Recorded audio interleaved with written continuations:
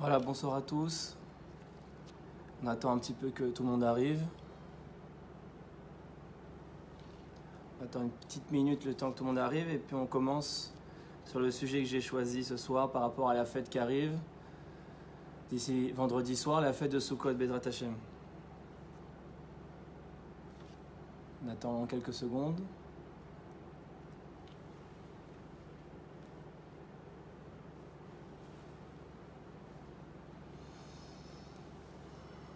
Voilà. Donc, Baruch Hashem, malgré la situation, on continue. On ne lâche pas. On est dans un dynamisme des fêtes, donc de joie. C'est le principal aujourd'hui, de maintenir la joie dans nos cœurs. Et toutes ces fêtes-là sont faites pour ça, Baruch Hashem. Vendredi soir, donc, on arrive à Sukkot. On a passé Yom Kippourim. Et on va parler de Sukkot ce soir et de sa signification. Et qu'est-ce que ça nous apprend véritablement? Donc, pour rappeler quelques règles de la fête, des règles basiques, bien sûr. Donc, on doit construire une cabane, une souka, ce qu'on appelle en hébreu, où est-ce qu'on va vivre pendant 7 jours. On va manger, on va boire, on va dormir. On va en faire notre maison pendant 7 jours. Ça, c'est la première mitzvah de la souka. Ensuite, il y a une bénédiction qui est reliée à cette souka, une bracha qu'on fait. C'est Ba'ochata Adoshem, les chefs Basouka. Il y a une bracha qu'on fait spécialement par rapport à la mitzvah de la souka. C'est la bracha de s'asseoir dans la souka. Il y a apparemment un vrai inyan, un vrai sujet sur le fait de s'asseoir dans la souka. À tel point qu'on en fait une bracha, une bénédiction, les chefs Basouka. Et une fois que je la dis debout. Et une fois que je dis cette bracha, je m'assois pour montrer ce symbole. Alors on va essayer d'expliquer ce soir c'est quoi ce symbole de s'asseoir. Ensuite, la deuxième chose qu'on va voir, c'est les autres mitzvot essentielles de la fête de Sukkot. Comme on sait, c'est la mitzvah du lulav et du etrog. Comme on le sait, on prend un lulav, donc un long bâton, on met des hadas et du héroub, et on met le etrog. Et ensuite, on va prendre ces deux ensemble, donc ces 4 espèces, et on va les agiter dans tous les sens, donc dans les 6 directions, vers le devant, vers derrière, à droite, à gauche, en haut et en bas.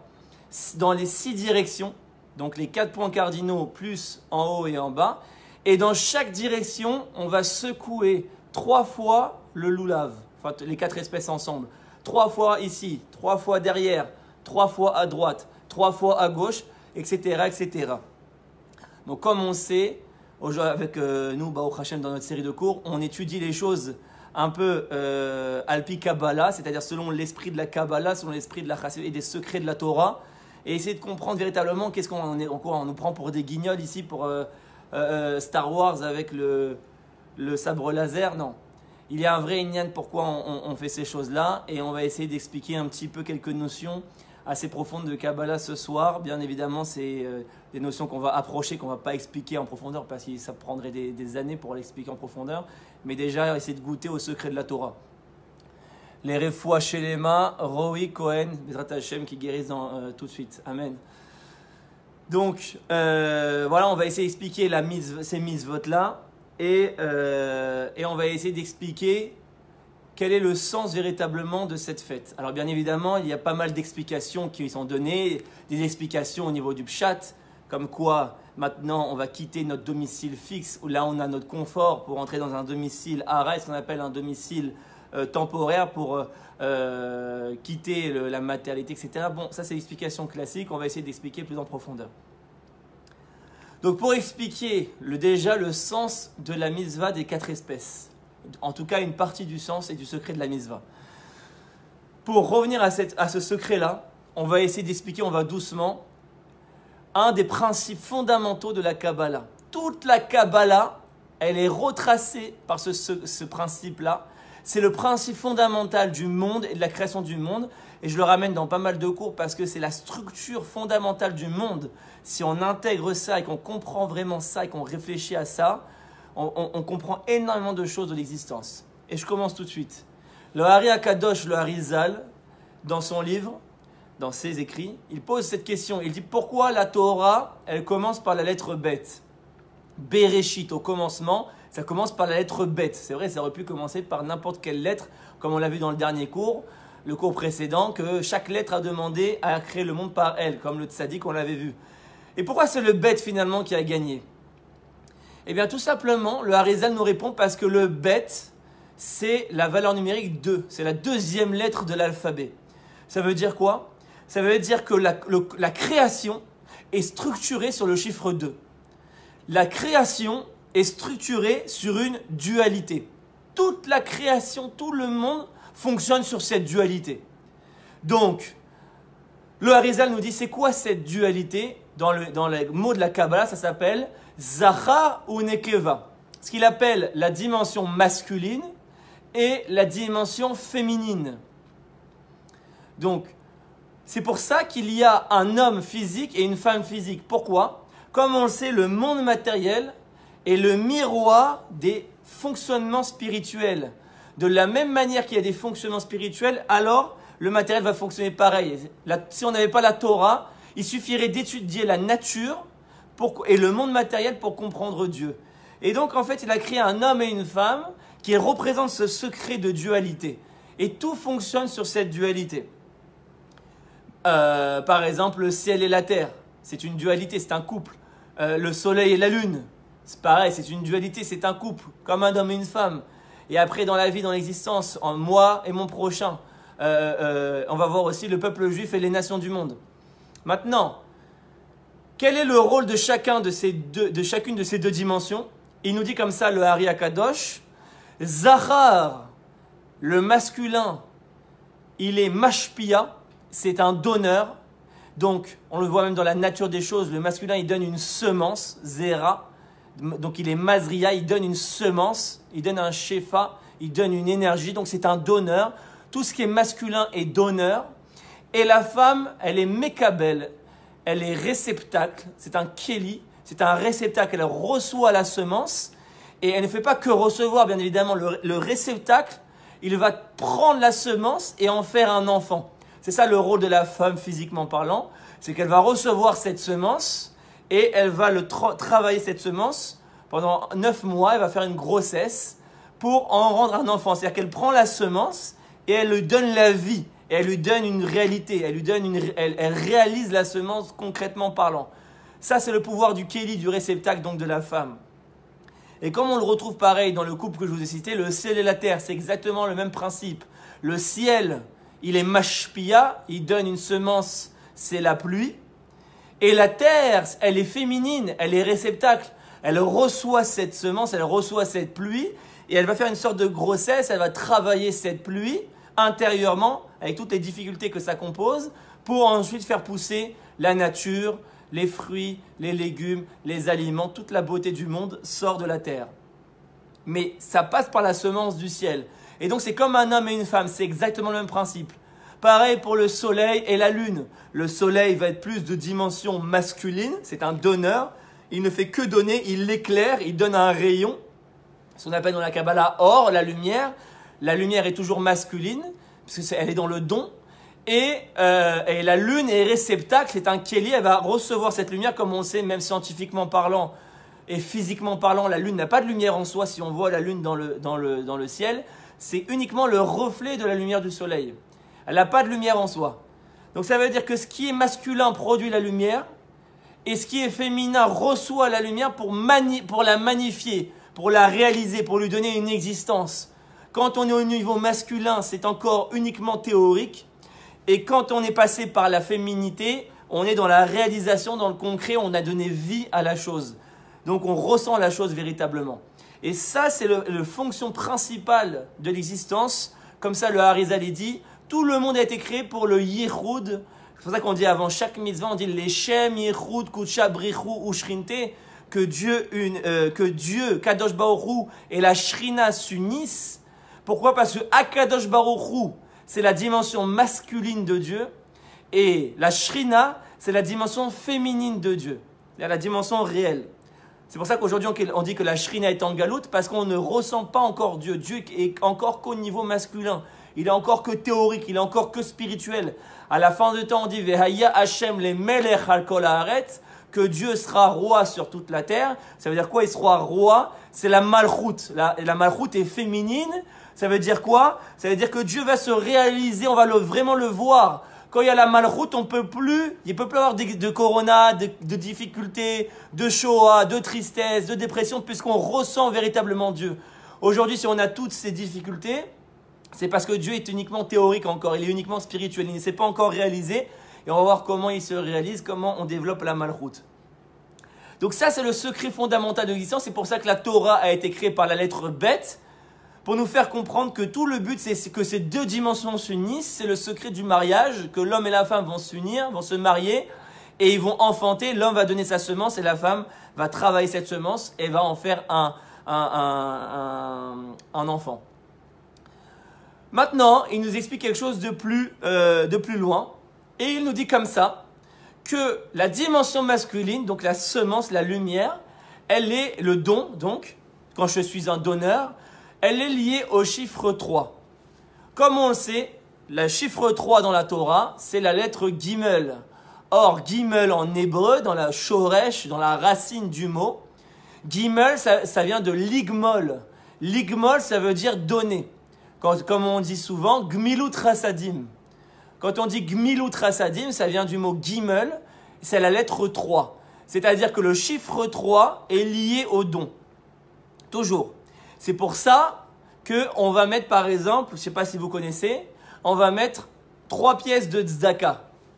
Parce que quand on donne, on est toujours lié au chiffre 3.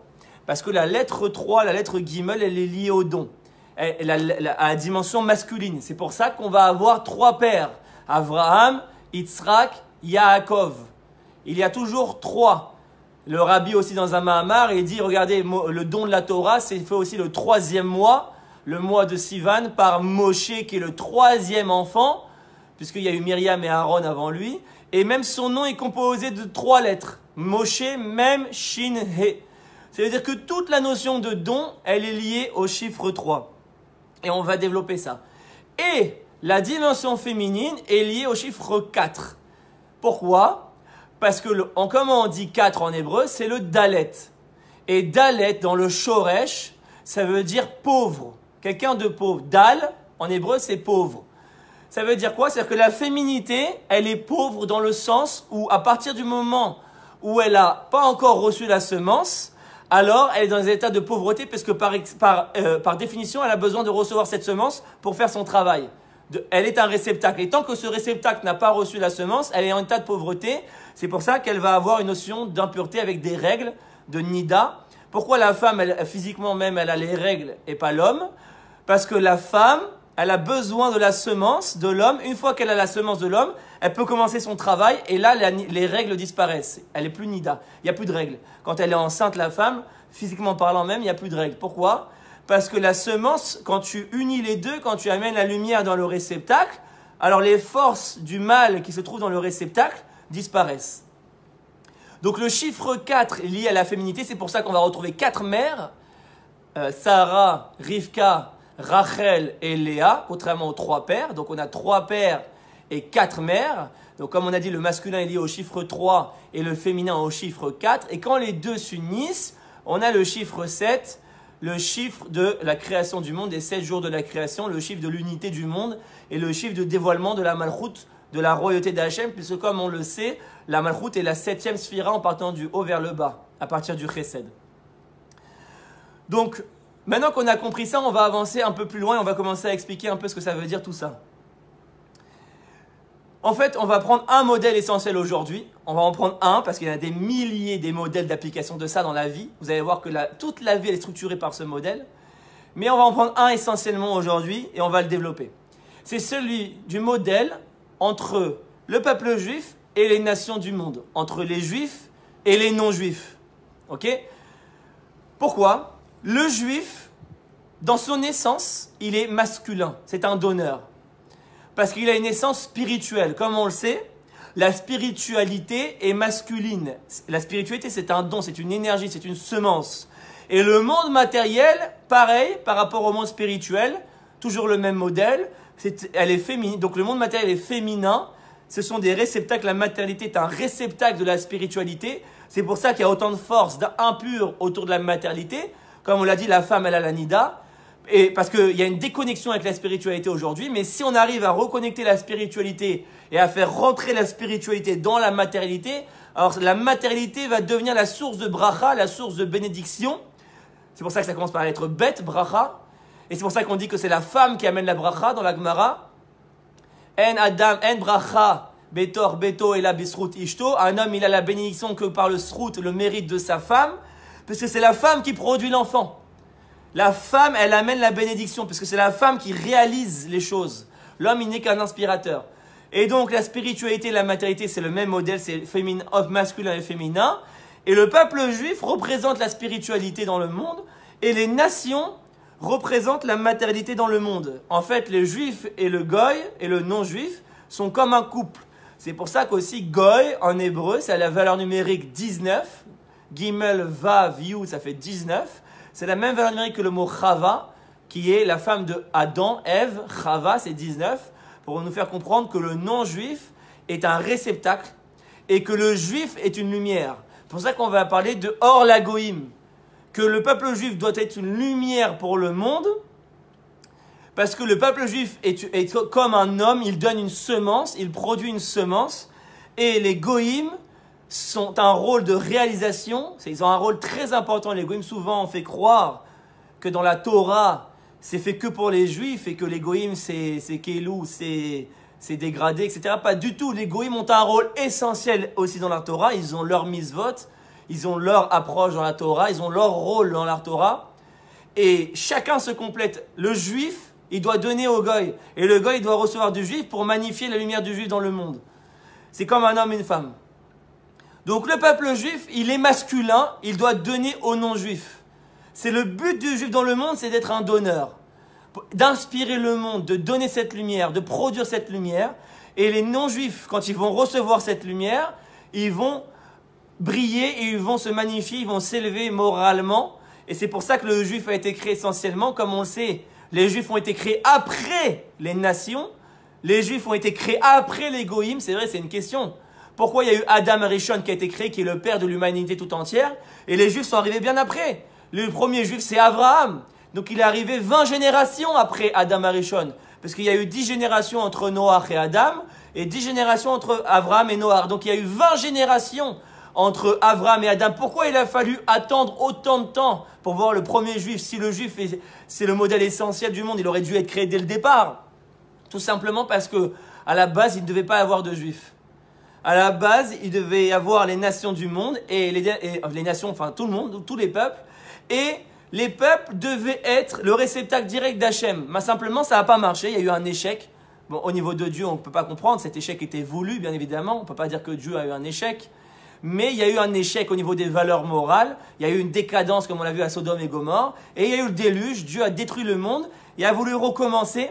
Et en fait, il a eu une idée, Hachem. Il s'est dit, pour pouvoir élever moralement le monde, et pour pouvoir élever spirituellement le monde et tous les peuples, je vais introduire un peuple dans ce monde et je vais le différencier. Je vais lui donner une nature différente. C'est ça qu'on appelle âme ségoula. C'est un peuple qui a été différencié puisqu'il a une âme spirituelle. Et donc, il a cette capacité d'inspirer le monde et de produire cette lumière. Et c'est ça pourquoi les Juifs ont été créés après, parce que quelque part, il y a eu un échec au niveau des valeurs morales universelles. Et donc, Hachem a introduit le peuple juif dans le monde pour que lui inspire le monde et à se réélever moralement. Donc, le but, c'est que les Juifs et les Goïms s'unissent. Alors, on va voir comment ça se passe. C'est pour ça, mes amis, que comme on a dit, le peuple juif est la masculinité, c'est le donneur, il est aussi lié au chiffre 3. Comme on retrouve, le peuple juif est divisé en 3 parties. Puisqu'on a les Kohanim, les prêtres, on a les Lévi'im et on a Israël. Comme on le sait, on a 3 machanot, ce qu'on appelle la nation juive à l'époque. La nation était divisée en 3 camps. Il y avait le camp des Kohanim, donc à l'endroit du Beth Amikdash. Il y avait les Lévi'im, le camp des Lévi'im, et le camp Israël. Donc il y avait 3 camps. Et en plus, c'est pour ça qu'aujourd'hui, quand on monte à la Torah, on a 3 montées, 3 personnes qui montent. On a le Kohen, ensuite le Lévi, ensuite Israël. Et c'est ça le secret, mes amis, du Netilat Yadayim. Pourquoi on fait Netilat Yadayim le matin dès qu'on se lève? C'est la première mitzvah en dit Modéani, et ensuite on se lave les mains avec un kéli. Pourquoi le kéli est si important? Pourquoi je ne peux pas me laver les mains directement? Comme là, pendant le confinement, je vais me laver avec du savon, les mains, etc. Pourquoi il me faut un kéli et que je fasse comme ça, etc. Parce que ce n'est pas pour se laver les mains physiquement. C'est des notions, c'est des symboles kabbalistiques. En fait, le kéli, c'est le peuple juif. Parce que comme on le voit, kéli, comment ça s'écrit en hébreu? Kaf, Lamed, Yud. Et c'est les rachetés, ce qu'on appelle les premières lettres de Cohen, Lévi, Israël. Les trois parties du peuple juif. Cohen, c'est Kaf, Lévi, c'est Lamed, et Israël, c'est Yud, ça fait Kéli. Pourquoi? Parce que le peuple juif, il est le réceptacle dans le monde de la lumière divine. L'eau, comme on fait Netilat, en fait, l'eau, elle rentre dans le Kéli. Donc l'eau, c'est le symbole, c'est la lumière d'Hachem. Le peuple juif, la nation d'Israël est un réceptacle, c'est le Kéli, Cohen, Lévi, Israël. Et les mains qu'on purifie donc, c'est qui les mains? C'est les goïms, c'est les nations du monde, comme on le voit quand Yaakov s'est approché de Yitzhak pour recevoir la bénédiction. Yitzhak, il a dit à Kol Yaakov, Ve'ayadaim yede Esav, ce sont la voix de Yaakov et les mains de Esav. Comme on sait, les mains, c'est une notion de matérialité, d'action. Et donc, c'est le symbole des nations. C'est pour ça qu'il y a une impureté qui peut se coller aux mains, comme on l'a expliqué. La dimension féminine peut être liée à de l'impureté. Et donc le Kéli, il va recevoir, sa fonction c'est de recevoir l'eau, recevoir la lumière et de la transmettre. Et donc c'est pour ça que c'est la première mitzvah qu'on se fait en se levant, comme pour dire, voici le rôle essentiel de la nation d'Israël, pour laquelle a été créée. Souviens-toi du rôle essentiel vers lequel on va, c'est que la nation d'Israël doit être le Kéli du monde. Il doit être le réceptacle de la lumière divine, pour le retransmettre ensuite dans toute l'humanité et pour purifier l'humanité. C'est pour ça que c'est cette mitzvah-là de Netilat Yadayim. Voilà. Donc maintenant on avance. Donc je rentre dans une notion un peu plus compliquée de Kabbalah et j'espère qu'il y en a qui vont suivre. Peut-être il y en a qui ne vont pas comprendre, qui ne vont pas suivre, mais c'est pas grave, on avance. Essayez de vous accrocher. Donc, qu'est-ce qu'on dit dans la Hamida? On dit Morid Atal. On demande que la rosée tombe. La rosée. Donc comme je vous l'ai dit, la rosée fait allusion à cette semence que le ciel donne à la terre. Donc ça fait allusion à cette lumière qui inspire le monde, la rosée. C'est pour ça que on dit c'est la rosée qui va amener la résurrection des morts, Amen, Bekarov, que les morts vont revivre grâce à la rosée. Ça veut dire quoi? Le Zohar HaKadosh, dans la Ptichat Eliyahu, donc dans la prière qu'on fait juste avant Mincha, et d'autres prières aussi pour certains, on dit comme ça, et accrochez-vous. On dit que le nom divin, il est composé de 4 lettres. Yud, Ke, Vav, Ke. Yud, Ke, Vav, Ke, il y a 4 lettres, ok?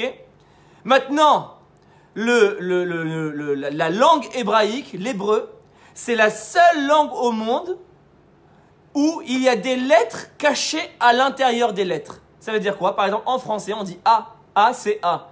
B, c'est B. C, c'est C. Mais en hébreu, quand on dit Aleph, ça s'écrit en toutes lettres aussi. Ça s'écrit Aleph, Lamed, P. Bet, ça s'écrit Bet, Yud, Tav. C'est ce qu'on va appeler dans la Kabbalah Gematria Bemilouï. Ça veut dire une valeur numérique en toutes lettres. Pleine. Par exemple, Aleph, écrit juste la lettre, c'est une Gematria normale, donc la valeur numérique normale c'est 1 de Aleph, Bet c'est 2, Gimel c'est 3, etc., etc. Mais Aleph écrit en toutes lettres, c'est Aleph Lamed P, et donc la Gematria Bemilouï c'est 1, Lamed, Aleph c'est 1, Lamed c'est 30 et P c'est 80, ça fait 111. Donc la Gematria Bemilouï de Aleph c'est 111. Eh bien le Zohar HaKadosh nous dit que la Gematria Bemilouï des 3 premières lettres du nom divin. Donc rappelez-vous, il y a 4 lettres dans le nom divin. Yud, Ke, Vav, Ke. Si on prend simplement les 3 premières lettres, Yud, Ke, Vav, et qu'on les écrit en toutes lettres, je ne sais pas si vous me suivez, mais c'est pas grave, vous pouvez pas me dire. Mais si on écrit en toutes lettres, le Yud, ça s'écrit Yud, Vav, Dalet, ça fait quelle valeur numérique? 20. Yud c'est 10, Vav c'est 6, Dalet c'est 4, ça fait 20. Donc Gematria Bemilouï de Yud c'est 20. Ensuite on a le He. ça s'écrit He Aleph. Donc, Gematria Bemilouï de He, c'est 5 plus 1, 6. Et ensuite, le troisième lettre, le Vav. En Milouï, ça s'écrit Vav, Aleph, Vav. Ce qui fait 6, 1 et 6, ce qui fait 13. Donc, les trois lettres Bemilouï, ça fait 20 plus 6 plus 13, ça fait 39. Et c'est la Gematria du mot Tal, de la rosée. Tal, c'est tête lamed 39. C'est-à-dire que la rosée, dans la Kabbalah, elle symbolise les trois premières lettres du nom divin. Et donc le don, vous vous rappelez que le don est lié au chiffre 3. Donc les trois premières lettres du nom divin, Yud, Ke, Vav, c'est trois lettres donneuses, chacune a une lumière à donner. Et la quatrième lettre, le dernier He, ce qu'on appelle He Acharona dans la Kabbalah, le dernier He, c'est une lettre féminine, elle va recevoir l'énergie de ces trois lettres. C'est ça la rosée. Yud, Ke, Vav, c'est la Gematria Bemilouï de Tal, parce que la rosée, c'est la semence du ciel, et le ciel qui est masculin par rapport à la terre, et la terre est féminine, c'est-à-dire que la terre, c'est le dernier He. Est-ce qu'il y en a qui peuvent me dire si vous comprenez ou pas? Dites-moi dans les commentaires si vous suivez ou pas du tout. Dites-moi si vous avez des questions, parce que c'est des notions très importantes pour la suite du cours. Si vous avez des questions, dites-le moi. Si vous ne comprenez pas quelque chose, dites-le moi, j'y réponds. Et si vous suivez, on continue. Donc, Yud, Ke, Vav, c'est la rosée, c'est le chiffre 3, c'est les trois premières lettres par rapport à la quatrième lettre. Ok. Donc, maintenant, qu'est-ce qui se passe? Le Ari Akadosh nous dit, regardez, maintenant on va comprendre le secret plus profond du Netilat Yadayim. Ok, très bien, parfait, merci. Donc, on a le Netilat Yadayim, on a dit, on a le Keli, donc qui est le peuple juif, la nation d'Israël. On a la lumière qui descend, donc, et les mains qu'on purifie, c'est les nations du monde. Maintenant, le Keli, on a dit, il est composé de trois parties, Cohen, Lévi, Israël. Mais quand on prend le Keli et qu'on se purifie, qu'est-ce qu'on va faire? On va purifier, on va faire 6 fois. Il y a deux sortes de Netilat Yadayim. Soit je fais une fois à droite, une fois à gauche, une fois à droite, une fois à gauche, une fois à droite, une fois à gauche, qui fait 6 fois en tout. Donc le matin, ça se passe comme ça. Soit il y a le mitzvah, le Netilat Yadayim qu'on fait avant de manger du pain. Et là, ça va être 3 fois à droite, 3 fois à gauche. Mais dans les deux cas, on verse 6 fois. Alors maintenant, j'espère que vous allez suivre. Pourquoi est-ce qu'on fait 6 fois? Vous allez comprendre. On a dit que le don, la rosée, elle est composée de 3 lettres. Yud, Ke, Vav. C'est pour ça qu'on met 3 pièces de Zdaka. C'est pour ça qu'on donne 3 pièces de Zdaka. Parce que le don est lié au chiffre 3. Comme on a dit, Gmilut Rasadim, donner, faire du chesed, ça vient de la lettre Gimel. Gmilut, ça vient de Gimel, qui est la chiffre 3, qui veut dire donner. Et donc, si vous me faites maintenant pour les mathématiciens factoriel 3, c'est-à-dire vous prenez toutes les combinaisons du chiffre 3, donc vous prenez les 3 lettres, on a Yud, Ke, Vav, et vous me faites factoriel 3. Donc ça veut dire vous prenez toutes les combinaisons possibles, donc Yud, Ke, Vav, Yud, Vav, Ke, Vav, Yud, Ke, Yud, Vav, etc., etc. Factoriel 3 pour les matheux, on obtient 3 fois 2 fois 1, 6. C'est-à-dire qu'en fait, c'est la raison pour laquelle on va transvaser 6 fois quand on fait Netilat, parce que le don, quand il se réalise dans toutes ces combinaisons possibles, il se transforme en 6. Factoriel 3, quand on fait toutes les combinaisons, qu'on prend les 3 lettres, donc Yud, Ke, Vav, ça donne 6 combinaisons possibles différentes. Je les cite. Yud, Ke, Vav, Yud, Vav, Ke, He, Vav, Yud, He, Yud, Vav, Vav, Yud, He, Vav, He, Yud. On a 6 combinaisons possibles. C'est la raison pour laquelle on va transformer, on va faire 6 fois. Et maintenant, mes amis, vous allez comprendre pourquoi le secret de la mitzvah du loulav. Pourquoi à Sukkot, on prend le loulav et on le dirige dans les 6 directions. Vous allez maintenant tout de suite faire le lien. On le secoue devant, derrière, à droite, à gauche, en haut, en bas. Dans les 6 points cardinaux du monde, on retrouve cette notion du chiffre 6. C'est-à-dire qu'en fait, moi-même, le juif, je deviens le donneur absolu dans toutes ces combinaisons possibles. C'est pour ça que je dirige le lulav dans les 6 directions, les kavanotes qu'il y a à ce moment-là, c'est que dans chaque direction, il y a une combinaison des trois semences. C'est-à-dire, comme ça nous dit le Harizal, dans le devant, on va avoir Yud Ke Vav, derrière Yud Vav Ke, à droite He Vav Yud, à gauche He Yud Vav, en haut Vav Yud He, en bas Vav He Yud, et j'ai fait les 6 combinaisons possibles.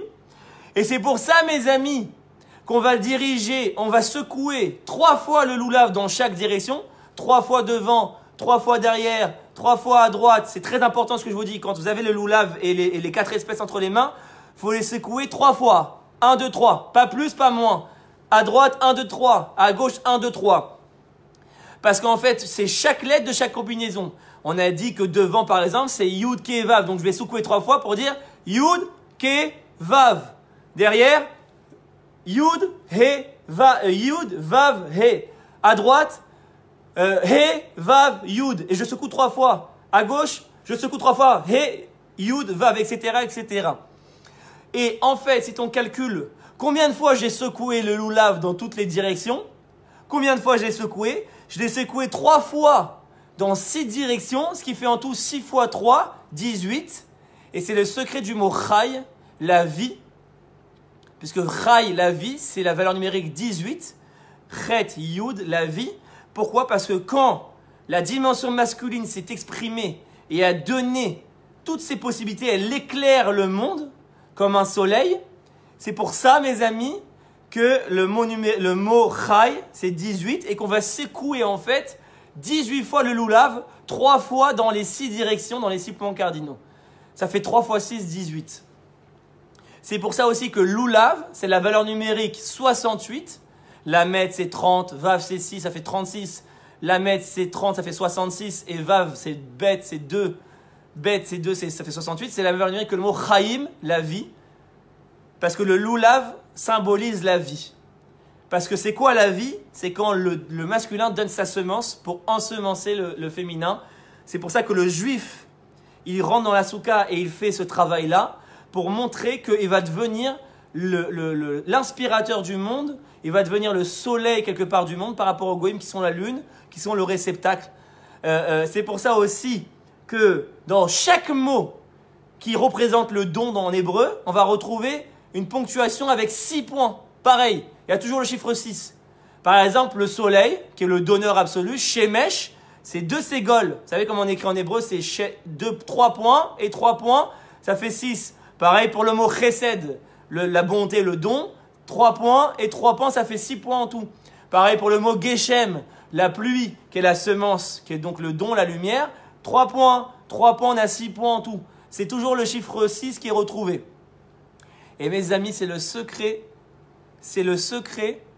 du sens, du véritable sens du mot Am Segula. C'est-à-dire quoi Am Segula? Vetiuli Am Segula, lechol amim, vous serez un peuple. Alors on a traduit malheureusement, je dis bien malheureusement, par peuple élu. Alors que ce n'est pas du tout ce qu'il y a écrit. À aucun moment il y a écrit qu'on est un peuple élu. Parce que si on est un peuple élu, c'est-à-dire qu'il y a une notion de supériorité. C'est-à-dire qu'il y a une hiérarchie entre les races. Il y a une hiérarchie entre les peuples. Ça voudrait dire que le peuple juif, il y a une élection. Et c'est ce qui nous a causé tous les problèmes au long de l'histoire. D'où vous êtes permis de vous élire. Qui vous a dit que vous étiez le peuple élu. Ça a créé toutes les jalousies. Et ça a peut-être même été la source de certains pour créer leur antisémitisme. Mais en vérité, ça vient d'une fausse traduction. Le Am Segula, ça vient du mot Segula, ça veut dire quoi en hébreu? Ça vient du mot Ségol. Et Ségol, en hébreu, c'est la ponctuation à 3 lettres. Ça s'appelle la ponctuation à 3 points, pardon. La ponctuation à 3 points en hébreu, ça, il y a plein de ponctuations. La ponctuation à 3 points, elle s'appelle Ségol. Ça veut dire quoi? Am Segula, vous êtes le peuple du chiffre 3. Vous êtes le peuple du chiffre 3. C'est ça votre rôle. En fait, le peuple juif, il a un rôle de donner une lumière, d'inspirer le monde. Il est comme un homme, il doit donner une semence. Et c'est pour ça, mes amis, qu'il y a autant d'antisémitisme. C'est vrai. On peut se poser la question. Comment ça se fait que les nations nous haïssent tant? Qu'est-ce qu'on a fait de si terrible? On n'a rien fait. Pourquoi ils nous persécutent autant? Pourquoi ils nous haïssent autant? Pourquoi ils nous ont exterminés autant? Quel est le secret de cet antisémitisme si irrationnel? Il est inexplicable. Inexplicable. Il n'y a aucune raison réelle à l'antisémitisme. Pose la question à un antisémite, pourquoi tu n'aimes pas les juifs? Il ne sait même pas lui pourquoi. Eh bien, là, ce soir, vous allez maintenant comprendre le véritable sens de l'antisémitisme. Pourquoi il y a une haine aussi irrationnelle au niveau des goïms pour les juifs? On n'arrive pas à accepter les juifs. C'est très simple, mes amis. C'est le secret de ce que nous dit Rashi. Quand Dieu il a créé l'homme et la femme, Adam et Chava, il a écrit que la femme, elle est Ezer Kenegdo. La femme, elle sera une aide contre lui. Kenegdo en hébreu, c'est pas pour lui. Si on aurait voulu dire une aide pour lui, on aurait dû dire Ezer Be'ado. Ba'ado. Mais là, on a dit Kenegdo, une aide contre lui. Alors Rashi, sur place, il pose tout de suite la question dans la paracha de Bereshit. Et il dit comment on peut dire une aide contre lui? C'est antinomique. C'est paradoxal, c'est contradictoire. Si tu es une aide, tu es pour lui, tu l'aides. Si tu es contre lui, tu n'es pas une aide. Alors comment on peut dire Ezer Kenegdo, que la femme elle va être une aide contre lui? Il dit comme ça à Rashi, c'est les mots de Rashi sur place. Im zacha Ezer, im lo zacha Kenegdo leilachem. Il y a deux possibilités. Si l'homme il est méritant, alors sa femme va être une aide pour lui. Si l'homme n'est pas méritant, sa femme va se lever contre lui toute la journée pour le combattre. Kenegdo leilachem. Toute la journée pour lui faire la guerre. C'est la nature de la femme. Si l'homme ne lui apporte pas ce qu'elle attend, ce qu'elle a besoin de recevoir de lui, toute la journée, elle va se lever en guerre contre lui. Mais en vérité, d'où elle vient cette volonté de guerre? C'est pas pour lui vouloir du mal en vérité. C'est un besoin d'amour. C'est un besoin de dire, tu me dois une lumière. Je suis ton réceptacle. Tu dois me remplir. Alors c'est pour ça que la femme, elle est sur le dos de l'homme toute la journée et elle lui fait la guerre. Si l'homme, il n'est pas méritant, si l'homme, il se responsabilise pas, si l'homme, il bouge pas, si l'homme, il n'accomplit pas son rôle et sa mission, alors la femme, elle va le haïr. Elle va avoir une haine viscérale parce qu'elle attend cette lumière de lui. Et c'est pour ça qu'il dit Rashi, en vérité, toute la responsabilité, quelque part, elle est sur l'homme. Et c'est pareil, c'est le secret fondamental du Shalom Bayit. Désolé pour nous les hommes, désolé pour... Mais je suis un homme, donc je le dis aussi. Mais tout le secret du Shalom Bayit dépend de nous, pas des femmes. La femme, elle est un réceptacle.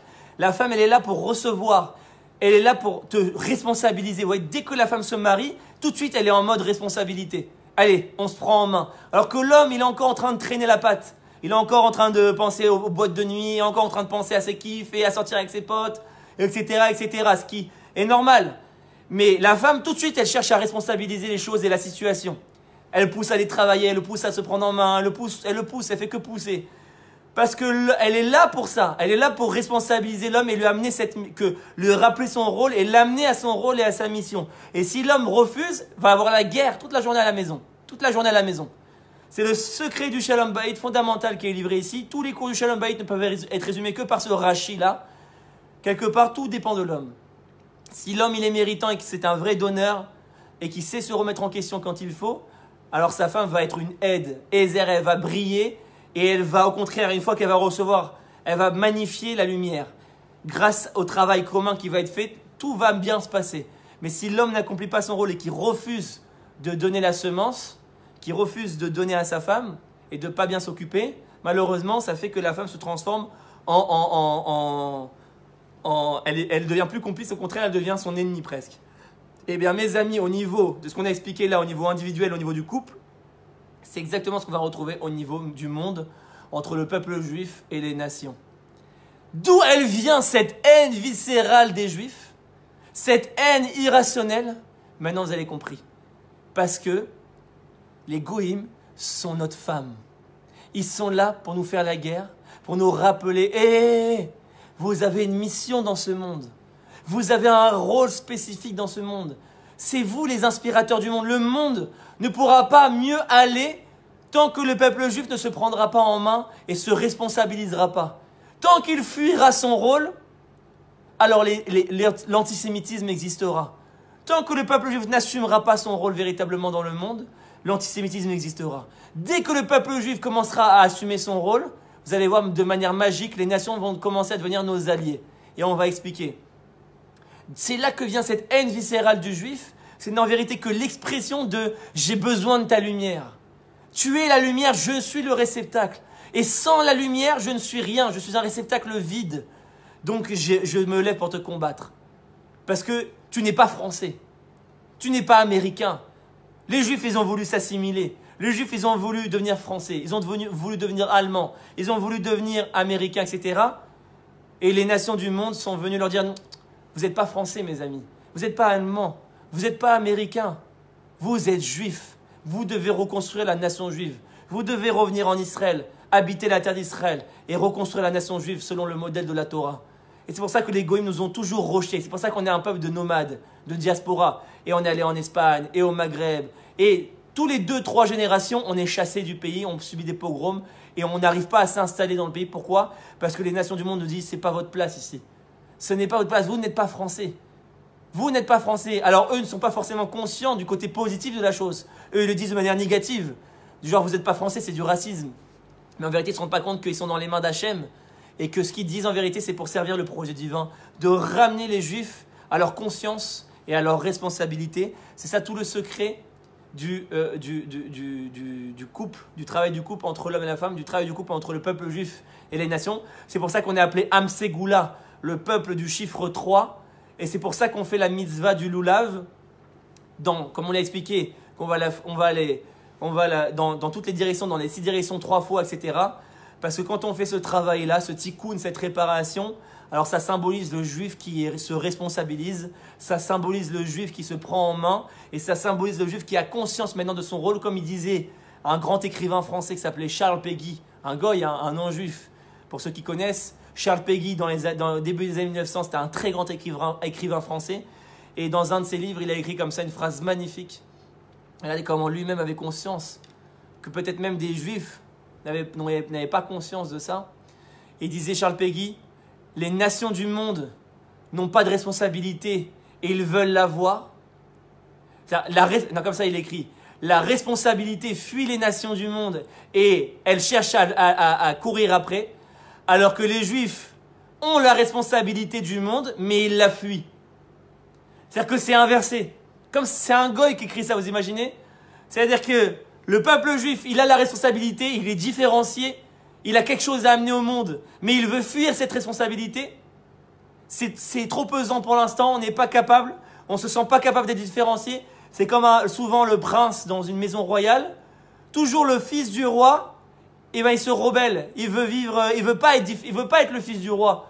Il veut vivre parmi les paysans, il veut être comme tout le monde. Il ne supporte pas être différent. Parce que différent, ça implique d'être différent, et donc ça implique de responsabiliser, et donc de ne pas se comporter de la même manière. Je ne peux pas manger avec tout le monde, je ne peux pas manger les mêmes aliments que tout le monde, je ne peux pas manger à la table des paysans, je suis le fils du roi. Je ne peux pas manger à la table des paysans, je ne peux pas me comporter comme un paysan, je ne peux pas aller jouer avec eux. Et bien le juif, c'est pareil, le peuple juif, c'est le fils du roi, comme il est écrit dans Zohar, Béné Israël, Béné Melachim, qu'on est le fils d'Akadosh Baruch Hu, la nation d'Israël est le fils, on est tous les fils du roi. Et donc, comme on a été différenciés, on a été sanctifiés par la sainteté même d'Akadosh Baruch Hu, comme il dit, Kedoshim tiyu ki kadoshani, vous serez saints parce que je suis saint. On a la même sanctification que Dieu, on a été différenciés, on est le fils de Dieu. Et bien, on peut développer ce complexe de dire je ne veux pas assumer cette différenciation. Et au contraire, je vais me rebeller et je vais aller avec tout le monde. Je vais aller manger avec tout le monde, je vais manger pas cachère, je vais manger avec tout le monde. Je ne supporte pas d'être différent, de manger pas les mêmes aliments. Donc du coup, je peux pas aller à table à la pause à la pause du café, je peux pas aller manger les crevettes avec tout le monde. Et donc, ça me désociabilise quelque part. Quand je mange pas cachère, ça me désociabilise, ça me sépare de la communauté non juive. Quand je fais Shabbat, pendant que les autres ils vont faire du foot, par exemple, moi quand j'étais petit, je rêvais de jouer au foot, d'aller dans un club de foot. Mais comme il y avait les matchs le Shabbat, j'ai jamais pu faire du foot et j'étais triste de ça. J'étais triste, je voulais faire du foot comme tout le monde, mais tous les matchs étaient le Shabbat. Donc quelque part, la sanctification, le projet que Dieu nous propose, il nous désociabilise du monde. Mais en vérité, c'est une kavana réelle et profonde. Parce qu'en vérité, on est les fils du roi et on a un rôle royal. On a un rôle de régner sur le monde et d'inspirer, pas dans le sens négatif du terme, dans le sens suprémaciste, pas du tout. Dans le sens positif, c'est-à-dire d'amener une spiritualité et une morale au monde que sans le peuple juif, le monde ne peut aller que mal. Et c'est ce qu'on voit aujourd'hui, que le monde va à la destruction parce que le peuple juif n'a pas encore compris où est son rôle et n'a pas encore voulu assumer sa pleine responsabilité. Et on continue. C'est le secret, mes amis, pourquoi il y a une mitzvah de s'asseoir dans la soukha. Comme on sait, on a dit au début du cours, on a posé la question, pourquoi il y a une mitzvah de s'asseoir à tel point que la bracha, la bénédiction essentielle qu'on fait à soukha, c'est Baruch Ata Hashem Elokeinu Melech HaOlam, les chefs basouka, de s'asseoir. Donc je me l'ai dit debout, et une fois que j'ai dit la bracha, je m'assois. Comme pour dire, il y a quelque chose, il y a un symbole ici. C'est quoi le symbole de s'asseoir? Comme on le sait dans les textes, on rapporte plus dans plusieurs endroits. Par exemple, quand Abraham, il a fait la Brit Mila, il a fait la circoncision, il a écrit Vehu Yosef Petach Haoel, il était assis à l'entrée de la tente, et il a écrit dans les Midrashim, tu as vu la différence entre avant et après la Brit Mila, le mérite de la circoncision, puisque avant, Hachem était assis et Abraham était debout. Et maintenant que Abraham a fait la circoncision, Hachem est debout et Abraham est assis. Ça veut dire qu'il y a un niveau extraordinaire dans le symbole même de s'asseoir. Puisque après la circoncision, Abraham s'est assis. Pareil, il y a une autre source explicite qui dit que quand les juges, les dayanim, à l'époque du Sanhedrin, ils faisaient un jugement, on dit qu'ils s'asseyaient, ve'elokim omdim, et que Dieu se tenait debout à côté d'eux. C'est-à-dire que les juges, pour faire porter un jugement, c'est-à-dire que quand on allait au Bedin et qu'il fallait porter justice, les juges devaient être assis. C'était une mitzvah pour eux d'être assis. Et on dit que Dieu se tenait debout à côté d'eux. C'est quoi en fait cette image d'être assis? C'est très simple. En fait, cette image d'être assis, c'est une notion de responsabilité. Quelqu'un qui est assis, c'est quelqu'un qui est responsable. Quelqu'un qui s'occupe. Comme on le voit par exemple dans les Fambringen du Rabbi Lubavitch, tout le monde, au moment où il disait son Mahamar, tout le monde se levait par respect. C'est quoi? Quand je me lève, c'est une forme d'annulation. Je veux faire kavod à la personne qui est plus grande que moi, je me lève devant. Alors que quand je suis assis, je suis en train de dire que c'est moi la personne importante. C'est moi qui est responsable des choses. C'est moi qui suis plus haut que les autres. C'est moi qui dois... C'est ça la notion de s'asseoir, c'est que j'ai une importance. J'ai un rôle, j'ai une responsabilité. C'est pour ça que mes amis, c'est qui a tout souvent qui c'est la chaise, c'est le roi. Le roi, le Melech, si Dieu veut, quand il y aura le Melech HaMashiach, le roi Mashiach, quand on allait devant lui, c'est lui qui était assis, tout le monde se levait. Même les plus grands tzadikim se lèvent quand il est lui devant lui. Pour faire comprendre que c'est lui qui a la responsabilité des choses. Même s'il y a des autres qui sont plus grands en chorma que lui, qu'il y a des tzadikim qui sont plus intelligents que lui, qui sont plus connectés à Hachem que lui, comme les Nevim, les prophètes qu'il y avait à l'époque, des rois. Les prophètes étaient parfois même plus grands que les rois au niveau spirituel. Mais le roi, c'est lui qui a la responsabilité de la nation. C'est lui qui a la responsabilité des affaires publiques, des affaires de la cité, des affaires de la société. C'est lui qui a la responsabilité de faire les guerres. C'est lui qui a la responsabilité de gérer l'économie, de gérer la parnassa au peuple. Comme on le voit aujourd'hui, c'est très difficile. Parce qu'on n'a pas un vrai roi encore qui se soucie véritablement de son peuple. Donc, cette notion de s'asseoir, c'est une notion de devenir responsable. C'est pour ça qu'on a une mitzvah de s'asseoir à Sukkot. Parce que à Sukkot, on a passé toutes les fêtes. On a été sorti d'Égypte, de Pessah, Shavuot, on a reçu la Torah. On est passé par le mois de la Tchouva, Elul. On a fait Rosh Hashanah, Yom Kippourim, le grand pardon. On s'est élevé. On s'est purifié. Et maintenant, on arrive à l'apothéose du judaïsme, Sukkot.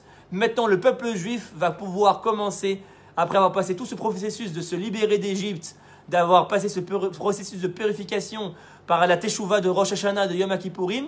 Maintenant, on arrive à Sukkot et il devient le soleil du monde. Le peuple juif devient le donneur du monde. C'est pour ça qu'il fait la mitzvah du loulav et qu'il va s'asseoir dans la soukha, comme pour dire, maintenant, le peuple juif devient le peuple responsable du monde. C'est pour ça que quand j'entends parfois, oui, mais l'antisémitisme, vous avez vu que ces goïms, comment ils sont antisémites, etc. Très bien, c'est vrai que les goïms ont une haine irrationnelle envers le peuple juif qu'on n'arrive pas à comprendre. Mais en vérité, on ne comprend pas que c'est comme si on était là et on n'arrive pas à comprendre l'importance du juif dans le monde, le niveau du juif, l'importance, la responsabilité du juif. Parce que c'est comme un parent et un enfant. Si un enfant il fait une bêtise, le directeur, vous croyez qu'il va aller voir l'enfant, il peut dire non, le directeur il va convoquer les parents et il va voir les parents, il va dire le problème aux parents. Il ne va pas discuter du problème avec l'enfant. L'enfant il n'a pas encore cette conscience de comprendre. Il n'y a que le parent et c'est le parent qui est responsable de l'enfant. Donc c'est pour ça mes amis, quand il y a eu la faute du veau d'or, Hachem, il n'a pas été voir le peuple juif. Il a été voir qui Hachem, comme c'est écrit explicitement sur place. Il a été voir Moshe. Le vrai responsable de la faute du veau d'or, parce que c'est notre père. Nous, on est des enfants par rapport à Moshe Rabbeinu.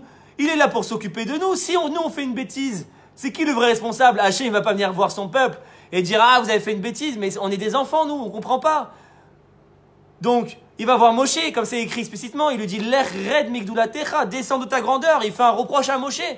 Il lui dit « Descends de ta grandeur. » C'est toi le vrai responsable. Tu dois t'occuper de ton peuple. Et bien pareil au niveau, nous on est les mochés du monde.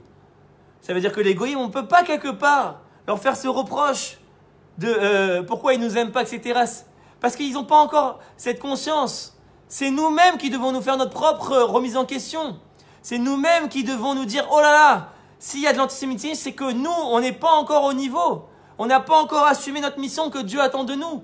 Comme il disait un très grand rave une fois, j'ai adoré cette histoire. Il y avait à l'époque la guerre entre la Chine et le Japon. Une guerre qui n'a rien à voir, qui ne concerne pas du tout. Entre la Chine et le Japon. Bon, on a été voir le Rav et on lui a posé la question, comment il interprète l'événement.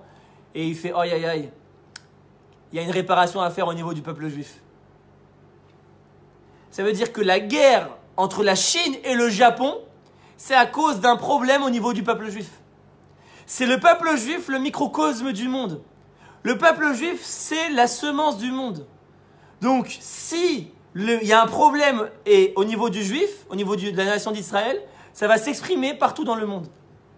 Tous les événements du monde viennent d'un problème spécifique qu'il y a dans le peuple juif. Même les problèmes qui apparemment n'ont rien à voir. La guerre entre la Chine et le Japon. Ça veut dire que le peuple juif, c'est le microcosme du monde. S'il y a le corona aujourd'hui et qu'on est dans une situation comme ça, Hachem veut nous faire passer un message extraordinaire. Il faut toujours voir le message dans les événements. Nous, dans la Torah, on a toujours appris. Il y a une vision juive des événements. Comment interpréter les événements. On ne les prend pas à portée de vue comme ça. Ah, le corona, etc. Et ça nous fait souffrir et on est triste. Et c'est dur, etc. Il y a un message. Le juif, il est toujours là à vouloir comprendre le message. Comme c'est expliqué dans tous les textes. À chaque fois qu'il se passe quelque chose, les chachamim, les sages, ils essaient de comprendre quel est le message de Dieu, qu'est-ce qu'il veut nous faire comprendre. Le corona est un message pour nous, mes amis, d'une remise en question. À quel niveau? Alors chaque rav va te dire, il faut réparer notre sinatrinam, il faut réparer notre lashon hara, il faut réparer ça, il faut réparer ci.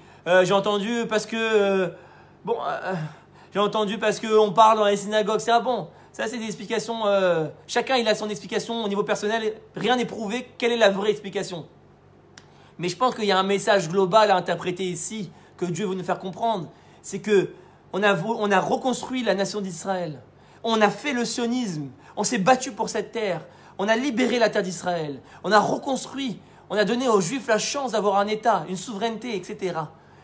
Et tout ça pourquoi? Pour se réoccidentaliser. Tout ça pour reconstruire une nation sur les principes goy, sur les principes non juifs.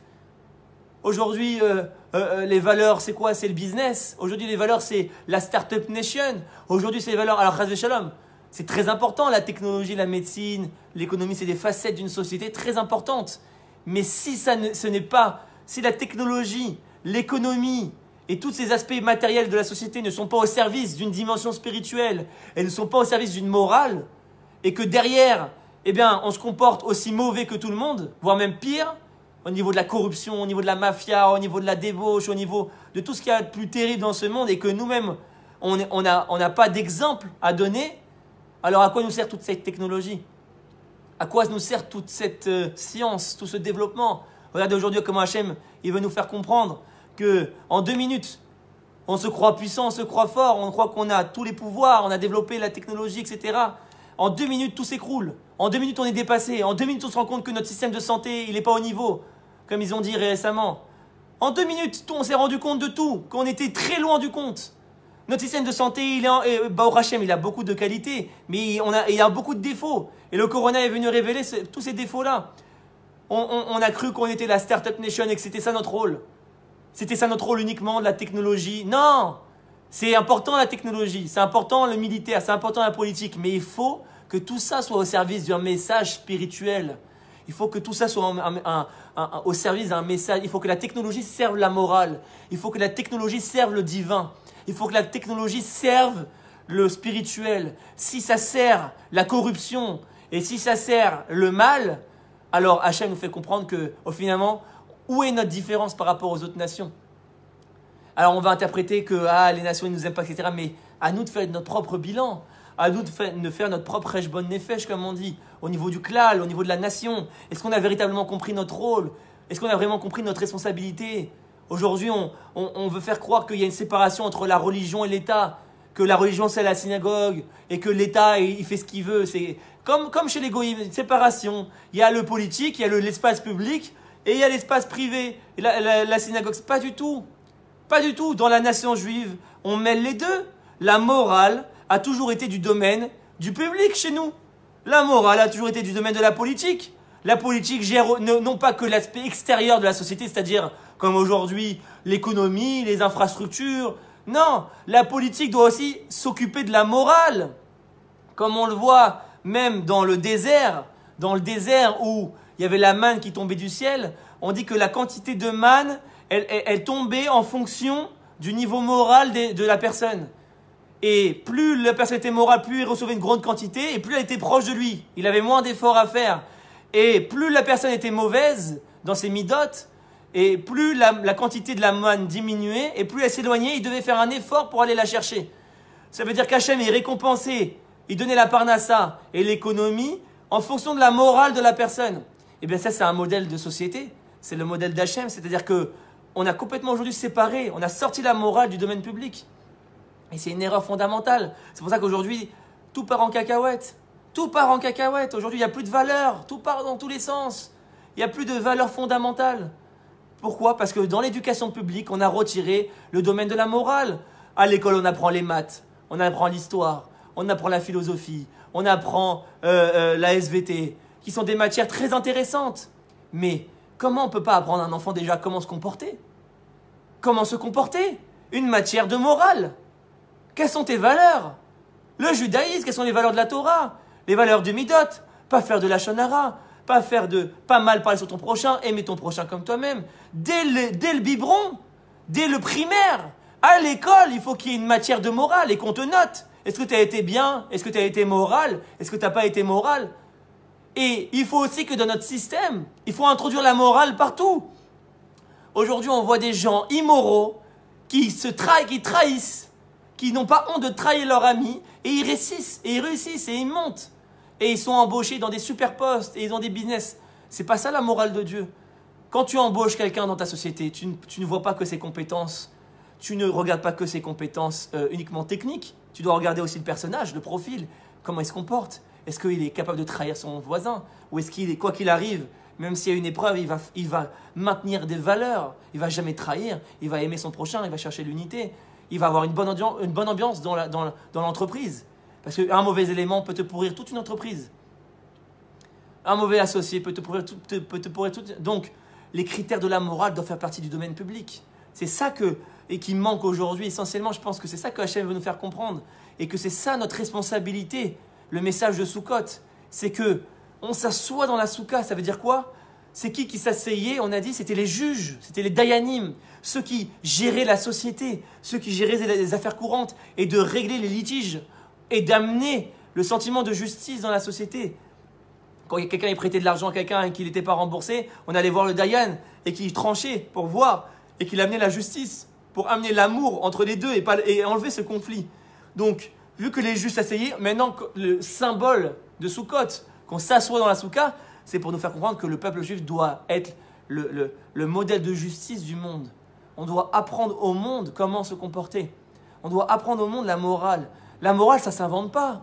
L'homme, naturellement, ne peut pas inventer la morale, être bon, etc. Comme on dit, il n'y a que la Torah qui te donne les lois de la morale et de la justice. Vous savez, comme on dit dans des études infinies, Masechet Sanhedrin, dans le Talmud, Baba Metzia, Baba Kama, des livres entiers, comment fonder une justice, comment gérer une société, sur chaque cas, c'est pour ça qu'on a besoin des Dayanim, chaque cas, comment, selon le émet de Dieu, c'est-à-dire selon la loi divine, il fallait juger pour amener l'amour et la paix entre eux et enlever le conflit. C'est ça tout le but du juge, d'enlever le conflit de la société, d'enlever le sentiment d'injustice, d'amener le sentiment d'apaisement dans le cœur de l'homme en lui amenant le sentiment de justice. Et c'est ça le rôle du juge. C'est pour ça qu'il y a autant de lois, des milliards de lois. Comment fonder une société dans la Torah et dans la Gemara? Comment fonder une société? C'est pas qu'une religion la Torah, c'est pas je vais prier, je vais étudier. C'est aussi comment fonder la société véritablement. Comment gérer les lois commerciales, comment gérer les lois militaires, comment gérer... Tout ça, c'est la dimension de la Torah de la société. Et c'est ça le défi générationnel aujourd'hui. Je pense que c'est ça le message essentiel que Hachem veut nous faire passer en nous envoyant ce corona. C'est nous faire comprendre. Vous avez fondé tout le corps de la nation. Vous avez développé depuis 72 ans le corps de la nation. Ça fait 72 ans que vous vous êtes attrait à l'agriculture, semer les champs, développer le politique, les infrastructures, développer l'économie, développer le militaire, développer l'armée, développer la technologie. Et c'était une étape fondamentale. Mais maintenant, il faut passer à l'étape d'après. Tout ça, c'est pour développer un message spirituel et moral. Tout ça, c'est pour que ce soit au service, que la nation d'Israël va éclairer le monde au niveau de la morale et de la justice. Et maintenant, on voit que tout ce qu'on a construit au niveau du corps, eh ben, on reste un corps mort, on n'y met pas l'âme. Elle est où l'âme de la nation? Elle est où l'âme, comme on parle dans ses écrits le Rav Kook aussi? L'âme de la nation. Maintenant, une fois que le corps a été créé, comme il y a eu dans le processus de la création du monde, Dieu il a créé le corps, et ensuite, il a fait naître une neshama, une lame, pour donner vie au corps. Et bien aujourd'hui, pourquoi le monde il va si mal? Parce qu'on n'a pas donné vie à ce corps. On a fondé une structure, on a fondé une politique, on a fondé une économie, on a fondé une société, mais où est l'âme de tout ça? Pourquoi le système israélien, c'est un des systèmes les plus corrompus au monde? Les plus corrompus au monde. Il n'y a pas un endroit dans la politique en Israël où il n'y a pas de corruption. Tout passe par la corruption. Comment on veut montrer l'exemple? Sur quoi on veut montrer l'exemple? Sur quoi on est la nation qui va inspirer le monde au niveau moral, si nous-mêmes on est déjà la nation une des nations les plus corrompues au monde? Donc il faut que tout ce corps serve un message et un but. C'est ça le message essentiel de Sukkot. C'est pour ça qu'il y a écrit Nishmat Raïm, que la Neshama est appelée la vie. La Neshama, elle donne vie au corps. Et que la terre, Eretz Israël, est appelée Eretz Raïm, la terre de vie. C'est ici qu'on va trouver la vie, dans aucune autre terre. Pourquoi? Parce qu'il n'y a qu'en terre d'Israël où le peuple juif va pouvoir retrouver son véritable rôle de fonder une société basée sur la morale divine. Tant que je suis en diaspora, je suis un juif de diaspora, j'ai pas encore compris où est ma véritable identité. J'ai pas encore compris véritablement mon rôle. Et c'est pour ça que les goïms nous tapent dessus, pour nous faire comprendre véritablement où est notre véritable place. Et c'est pour ça que la terre, elle est appelée Eretz Raïm, la terre de vie. Parce que c'est ici que le monde va trouver vie. C'est ici que la Géoula, elle va pousser. C'est ici que le Mashiach va se dévoiler et qu'il va ramener l'âme de la nation dans le corps qu'on a déjà construit. Et c'est pour ça qu'on a dit que le Lulav, c'est Gematria, c'est la valeur numérique du mot Chaim, la vie. Parce que comme on l'a expliqué, quand le juif, il fait ce tikkun, quand le juif, il fait cette réparation d'être un donneur, de devenir un soleil dans le monde, de devenir un donneur au niveau moral et spirituel, et donc il va donner dans les 6 directions, comme on l'a expliqué au début du cours, et qui va secouer 3 fois dans chaque direction, ce qui fait 3 fois 6, Rai, 18, la vie.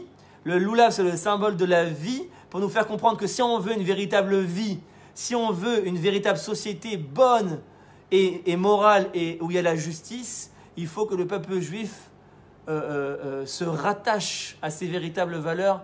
Il faut que le peuple juif se rattache, se remette en question, n'ait pas peur, casse son ego, casse sa vision limitée des choses et fasse un départ de zéro.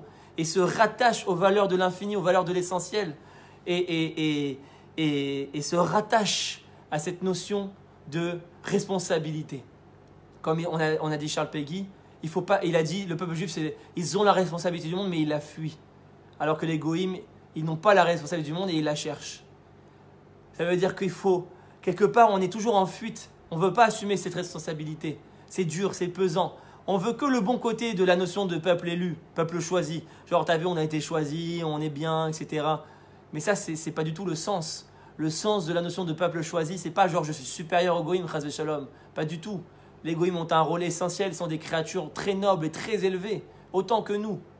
Non, on a été choisi, c'est une notion avant tout, pas de droit, mais de devoir, de responsabilité. Et c'est ça le sens de la fête de Sukkot. C'est nous faire reprendre conscience de cette responsabilité dans le monde, que maintenant on s'assoit et c'est à nous de juger, d'apporter cette justice, cette morale. Et je finirai là-dessus.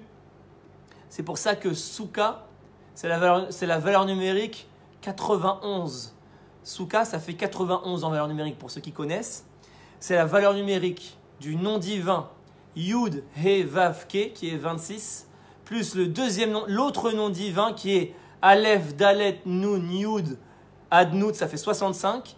Quand on unit les dons, ce qu'on appelle dans la Kabbalah Shiluv, Avaye, Adnout, si vous avez marqué dans les livres de prière, souvent, pour ceux qui remarquent, dans le nom Yud, Ke, Vav, Ke, quand il y a le nom de Yud, Ke dans la prière, vous allez voir dans le dernier He, on met le nom Aleph, Dalet, Nun, Yud pour unir les deux.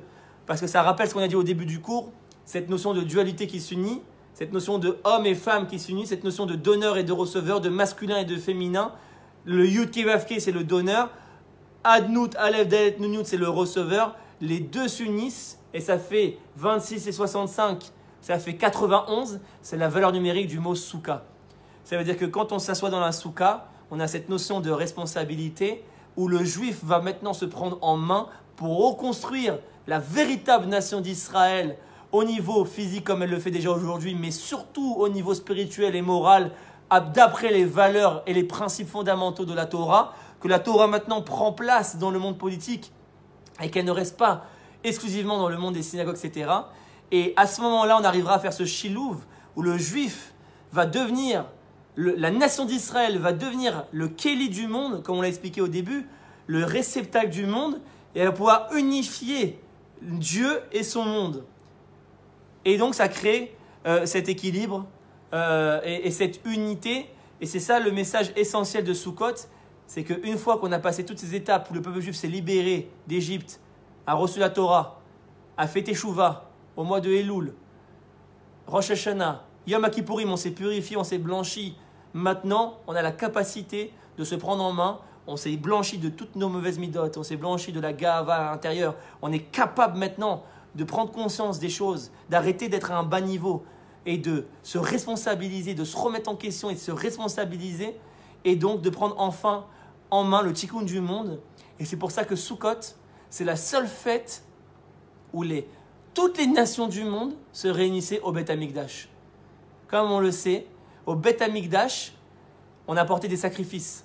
Eh bien, à Sukkot, c'est la seule fête où toutes les nations du monde venaient et apportaient eux aussi un sacrifice.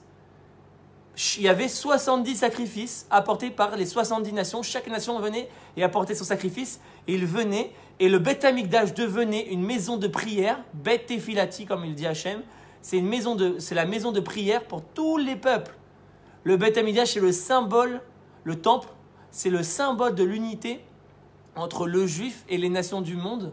Le Beth Amikdash est un symbole d'unité et d'amour au niveau mondial. C'est un symbole d'unité mondiale, de paix mondiale, où Sukkot est l'apothéose de cette unité, où une fois que le juif il a enfin compris son rôle, il s'est enfin responsabilisé, alors ça fait que toutes les nations du monde, au lieu qu'elles soient kenegdo maintenant, au lieu qu'elles sont antisémites et qu'elles cherchent à le détruire, elles vont enfin voir que le juif, il assume son rôle et de manière magique, vous allez voir, de manière magique, ce sera complètement irrationnel, l'antisémitisme et leur haine va disparaître et ils vont devenir Ézer comme une femme, ils vont devenir une aide pour nous et au contraire, grâce à l'aide des nations, le peuple juif va encore plus s'élever. Et donc, c'est pour ça que le Beth Amikdash était ce symbole. C'est pour ça que ça me fait des fois j'ai une discussion comme ça avec certaines personnes et je leur dis oui, il faut aujourd'hui une des missions principales, un des messages du Corona principal aujourd'hui, c'est quoi? C'est de nous réveiller par rapport à cette mission. Comment on s'est endormi par rapport à notre mission? Comment on s'est endormi aujourd'hui que on a laissé le Harab Baït, on a laissé le mont du Temple depuis des années, depuis 50 ans, depuis sa libération en 67, et que Moshe Dayan l'a rendu aux Jordaniens. Depuis, qui c'est qui s'est battu? Qui c'est qui a évoqué l'idée de reconstruire le temple? Qui c'est qui a évoqué l'idée d'aller là-bas et de reconstruire ce temple? Aujourd'hui, on n'en parle même plus, on s'est endormi, on a oublié la valeur du temple. On a oublié mais si je vous cite des sources, mais c'est à pleurer. Le temple, c'est le symbole de l'unité du monde, de la joie du monde. Comme on le dit même, il y a une halakha complètement folle, complètement irrationnelle, qui dit « Tant que le temple n'est pas reconstruit, lo yemale srok pinou » il nous est interdit de trop rigoler. Il nous est interdit de trop nous réjouir. Comme on sait, au mariage, on casse le verre pour rappeler qu'on n'est pas en joie complète, en symbole du temple qui a été détruit. Mais si on avait conscience de ce que représentait le temple, si on avait conscience de ce que c'est la dimension du temple, qu'une fois qu'il y aura le temple, et que Dieu va se révéler dans le monde, et du bien-être et de la joie qui va se dévoiler à ce moment-là, mais on serait tous les jours en train de se battre, on serait tous les jours au mont du temple en train de se battre pour reconstruire. Et on s'est endormi. Plus personne n'en parle. Plus personne ça fait 2000 ans qu'on pleure pour Jérusalem. Des millions de Juifs sont morts en sacrifice pour Jérusalem. Ils sont morts les yeux tournés vers Jérusalem. Il n'y avait pas plus grande joie et plus grand rêve pour tous les Juifs qui malheureusement ont fini dans les bûchers de l'Inquisition et dans les fours d'Auschwitz. Leur plus grande joie, leur plus grand rêve à ce moment-là, c'était Jérusalem. C'était Jérusalem. Comme il dit à David Ameller dans les Télim, si j'oublie Jérusalem, que ma droite m'oublie. Ma droite, c'est le symbole de la puissance. C'est-à-dire, je m'affaiblis, j'ai plus aucune puissance, j'ai plus aucune raison d'être. Si j'oublie Jérusalem, j'ai plus aucune raison d'être. Si je ne monte pas Jérusalem sur la plus haute de mes joies. Sur la plus haute de mes joies. Aujourd'hui, on est dans notre quotidien qui est difficile malheureusement, mais on a oublié où il est notre rêve, on a oublié où il est notre idéal, on a oublié, nous juifs, où il est notre joie, notre véritable joie, notre véritable combat. Il faut sortir de nos difficultés individuelles. Je sais que c'est dur, c'est très dur pour tout le monde, c'est sûr. Mais pour sortir et vivre autrement ces difficultés, il faut se connecter à l'idéal et penser à toutes les générations de juifs, de nos parents, de nos grands-parents, de nos arrière-grands-parents depuis 2000 ans qui ont souffert la diaspora, l'exil, dans le seul et unique but d'espérer de revenir à Jérusalem. Et nous, on est là. On a libéré Jérusalem et on vit ici comme si de rien n'était. Nos ennemis dominent le mont du temple et on vit ici comme si de rien n'était. Mais comment c'est possible? Vous imaginez nos ancêtres dans le ciel qui sont morts pour Jérusalem et nous, on est là, on est à 2 doigts de reconstruire le temple. On est à 2 doigts de reconstruire le Jérusalem et on vit comme si on était en France, voilà, juste on dort, on mange, on va au travail. Mais non, le juif, il doit se responsabiliser, il doit s'engager. Le juif, il doit se réveiller, il doit avoir une conscience de où il est le véritable projet divin. Je pense que c'est ça le véritable message du Corona. C'est qu'on s'est endormi, c'est pour ça que ça touche même les religieux. Ils n'ont pas compris, mais pourquoi même les synagogues et les Bate Midrash, ils ont été fermés? Il y a eu une vraie discussion, comme si Hachem, il ne voulait plus des minyanim, il ne voulait plus qu'on ait... Mais c'est évident, il en a marre. Vous allez à la synagogue, vous allez au Beth, c'est très bien. Mais toute cette religion, elle est au service de quoi? Elle est au service de quel idéal? Tu vas prier, très bien, tu vas lire dans la Hamida, Baruch Ata Hachem, Boné Yerushalayim. Dieu bénit, reconstruit Jérusalem. Donc dans la Hamida, tu dis... Amahazir shechinato l'Etzion vetechezena enenu beshufra l'Etzion berachamim. Ouvre-nous les yeux, comme ça on dit dans la prière de la Hamida, pour voir ton retour à Sion. Toute la prière se tourne autour de Sion, de Jérusalem. Reconstruire le temple, et semar David avdecha me'era tatzmiach, que la royauté de David va pousser. Va Shiva Shoftenu Kevarishona. Et ramène-nous des juges comme avant, des vrais juges, des juges émettent. Pas des juges corrompus comme aujourd'hui. Des juges qui jugent selon la vraie justice. Toute la prière, elle tourne autour de ça. Alors si tu vas à la prière et que tu lis, et que tu vas à la synagogue et que tu lis comme un robot, tu n'as pas intégré l'idéal que dégagent ces prières. Alors, Hachem, il te dit, au final, à quoi ça me sert tout ça? Moi, j'ai créé ces prières pour t'inspirer, pour te faire comprendre où il est l'idéal, pour que tu te réveilles par rapport au véritable idéal. Et toi, tu l'as robotisé. Tu l'as robotisé. Tu lis les prières sans véritablement comprendre. Tu lis les prières sans véritablement les intégrer. Tu lis les prières sans vraiment faire pénétrer les mots de la prière dans ton cœur. De ressentir la prière, de ressentir ce que ça veut dire Boné Yerushalayim. De ressentir ce que c'est Jérusalem et sa construction. Quelle est la différence entre le monde d'aujourd'hui et le monde quand Jérusalem sera reconstruit avec le temple? Prendre conscience. Il n'y a que le fait de prendre conscience de ça qui nous réveillera, qui créera ce réveil pour aller vers cette mission. Et je pense que le Corona disparaîtra automatiquement à ce moment-là parce que le Corona n'est là que pour nous réveiller. C'est bien beau de chanter Ibane Bet Amigdash Bim Rabei Amenu. Nous allons reconstruire le temple et on chante et on chante et on boit et on fait des Fabrengen et on danse. Mais tu es à New York. Aujourd'hui, tu as 4 heures de vol. 10 heures de vol, tu es à Jérusalem. Qu'est-ce que tu fais encore à New York? Mais qu'est-ce que tu fais encore à New York? En plus, tu es religieux. Tu as une barbe, tu as un chapeau. Donc tu es dans la Torah, tu es dans le Hémet, tu es dans la vérité, tu es dans une lumière. Mais comment tu peux chanter « Reconstruisons le temple » Comment tu peux dire dans la prière 3 fois par jour « Reconstruisons Jérusalem » Ramène-nous à Sion 3 fois par jour. Et tu es encore à New York. Alors que ça fait 70 ans que déjà Hachem il a recommencé le processus de retour à Sion. Ça fait 70 ans. Si on voit la grande photo, le processus qui est en train de se passer. Et toi, tu es encore à New York. Tu es encore à Paris. Mais comment tu as pu inverser les valeurs à tel point? Comment tu as pu faire passer? Alors bien évidemment qu'il faut se préparer à l'Alia, ça ne se fait pas n'importe comment. Bien évidemment qu'il faut venir... Il faut savoir comment professionnellement je vais m'intégrer, comment au niveau de l'éducation de mes enfants ça va se passer. Bien évidemment qu'on ne quitte pas du jour au lendemain sa parnassa et on dit adieu. Mais prépare-toi, pense à l'Alia, connecte-toi à cet idéal. Comment tu peux aujourd'hui construire une carrière professionnelle en France? Comment tu peux aujourd'hui, comment la jeune génération aujourd'hui peut construire une carrière professionnelle en France? Un juif, maintenant sa place est en Israël. Et d'autant plus un religieux, encore plus qu'un non-religieux. Un non-religieux, bon, il prie pas, etc. Donc, il n'a pas encore cette conscience. Mais un religieux, quelqu'un qui prie 3 fois par jour, que toute sa prière, quand il fait le birkat, après manger, il dit « Ba'uchata Hashem à la Haaretz va l'Amazon ». À la Haaretz va l'Amazon. Que béni sois-tu l'Éternel que tu nourris sur la terre. On bénit la terre. Comment tu peux parler de bénédiction si tu n'es pas sur la terre d'Israël? Alors les non-religieux, on comprend qu'ils sont encore loin de l'Alia, etc. Et encore, puisqu'on voit que dans le sunnisme, c'est peut-être même plus de non-religieux que de religieux qui viennent. C'est ça le paradoxe. Mais toi qui as une barbe et un chapeau, que tu représentes l'idéal de la Torah et que tu es vraiment une lumière, tu es vraiment un rave de communauté, que tu es un modèle, comment tu peux encore être à New York et dire, comment tu peux être cohérent avec toi-même et dire Ibane Bet Amigdash et chanter, nous allons reconstruire le temple, et dire à la fin du Seder de Pessah, les Shana Abba Birushalayim, les Shana Abba Birushalayim, l'an prochain à Jérusalem.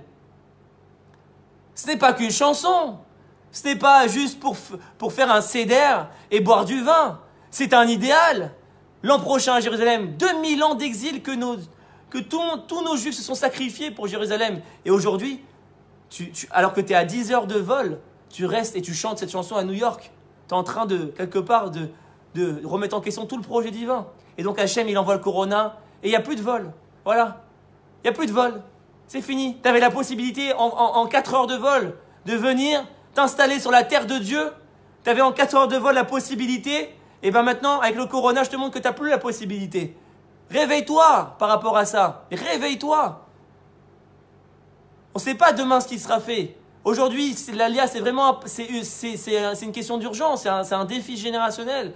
Il faut pousser, il faut aider, il faut encourager tout le monde à pousser à l'Alia et à aider les gens, chacun s'entraide. Comme le rabbi avait proposé qu'il faut que chaque famille en Israël parrainise une famille de Chutz de diaspora à venir et qu'elle va l'accompagner dans son intégration. Comme ça, le rabbi Lubavitch, il avait proposé. Que chaque famille en Israël soit le parrain Keilou d'une famille qui vient s'installer pour l'aider et le conseiller et l'aider à s'intégrer. Il faut qu'on soit tous responsables les uns des autres, Bezrat Hashem. Il faut qu'on se réveille, c'est ça je pense. Après, il y a plein de messages, il y a plein de rabbanim. On n'a pas l'exclusivité du émettre, Shalom, l'exclusivité de la vérité. Mais je pense qu'un des messages essentiels du Corona aujourd'hui, c'est qu'à un niveau supérieur, Hachem veut nous faire comprendre qu'on s'est endormi. Même ceux qui sont là en terre d'Israël, comment on peut laisser le mont du temple encore à la portée de nos ennemis, que c'est eux qui dominent. Mais si on s'était réveillé, ça ferait déjà des millénaires qu'on l'aurait construit ce temple. Des millénaires. C'est pas que maintenant, le Mashiach il va venir, il va construire le temple. C'est des fantasmes tout ça. C'est à nous de le construire. C'est à nous de nous engager. La terre d'Israël, elle n'est pas venue par magie. La terre d'Israël, c'est des gens qui se sont battus, qui se sont sacrifiés dans les kibbutzim, dans les milices, qui ont donné leur vie pour qu'on ait aujourd'hui la chance de pouvoir discuter de Torah sur cette terre aujourd'hui. La chance. Des gens qui sont morts pour cette chance. Et aujourd'hui, il y a des nouveaux combats qui nous attendent et il faut qu'on se réveille. Et Hachem, il nous envoie ces messages pour nous piquer, pour nous réveiller. C'est comme quelqu'un qui dort dans un lit et toi, tu veux qu'il se réveille. Tu fais quoi? Tu vas venir, tu vas lui parler à l'oreille. Tu lui parles à l'oreille. Réveille-toi, réveille-toi. Et la personne, elle continue de dormir, elle est dans un sommeil profond. Alors tu commences à la pousser un peu comme ça. Et oh, réveille-toi, réveille-toi. Et tu vois qu'il ne se réveille pas. À la fin, tu t'envoies la grosse dose. Tu commences à bouger. Allez, vas-y, tu as un rendez-vous urgent. Tu as le rendez-vous avec le bon Dieu maintenant. Réveille-toi. Et donc, il y a des secousses terribles parce qu'on ne se réveille pas. On ne se réveille pas par rapport à notre responsabilité. On devrait être des milliers tous les jours sur le mont du temple pour demander et exiger la reconstruction du temple. Des milliers. C'est ça le message de Sukkot. Des centaines de milliers. Et aujourd'hui, on peut les compter sur les doigts de la main, les juifs qui sont 4, 5, par-ci, par-là. Il faut prendre conscience, mes amis. Tout ça, c'est pour nous faire prendre conscience et nous réveiller, nous piquer, nous dire attention, vos ancêtres, ils se sont battus. Vos parents, vos grands-parents, ils se sont battus pour que vous vous trouviez aujourd'hui comme ça. Mais vous ne pouvez pas vous endormir. À vous de reprendre le combat jusqu'à la Géoula. À vous d'avancer, d'améliorer la nation d'Israël à tous les points de vue, au niveau moral, de se battre contre la corruption, de se battre pour le grand Israël, de se battre pour les valeurs de la Torah, de se battre pour l'unité, de se battre pour la hardout, de se battre pour la avatrinam, de se battre pour l'amour de l'autre, de se battre pour le chesed. Comme il y a des juifs en Israël extraordinaires. Je suis en train de lire là un journal trouvé en Israël d'une femme qui s'appelle Sarah Ben. Voilà, Sarah Ben. Voilà une femme extraordinaire. Une femme extraordinaire qui s'est engagée. Elle a créé une association qui s'appelle l'Union des indépendants en Israël. Qu'est-ce que les indépendants subissent? Des choses terribles aujourd'hui par rapport à la situation. Et c'est une femme qui s'est engagée. Elle s'est engagée pour aider. Elle se sent solidaire. Pour aider. Ça, c'est des valeurs juives. Ça, c'est des valeurs de bonté. C'est des valeurs collectives. On est tous ensemble dans le même bateau.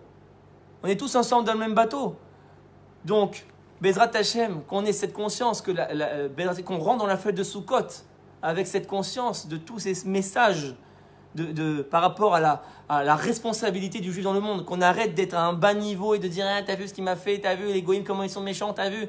À nous de nous remettre en question et de dire où est-ce qu'on a mal fait les choses, où est-ce qu'on peut mieux faire, où est-ce qu'on a bien fait mais on peut mieux faire, où est-ce qu'on peut se réveiller, dans quel domaine, dans quoi on peut se battre. Chacun peut apporter sa pierre.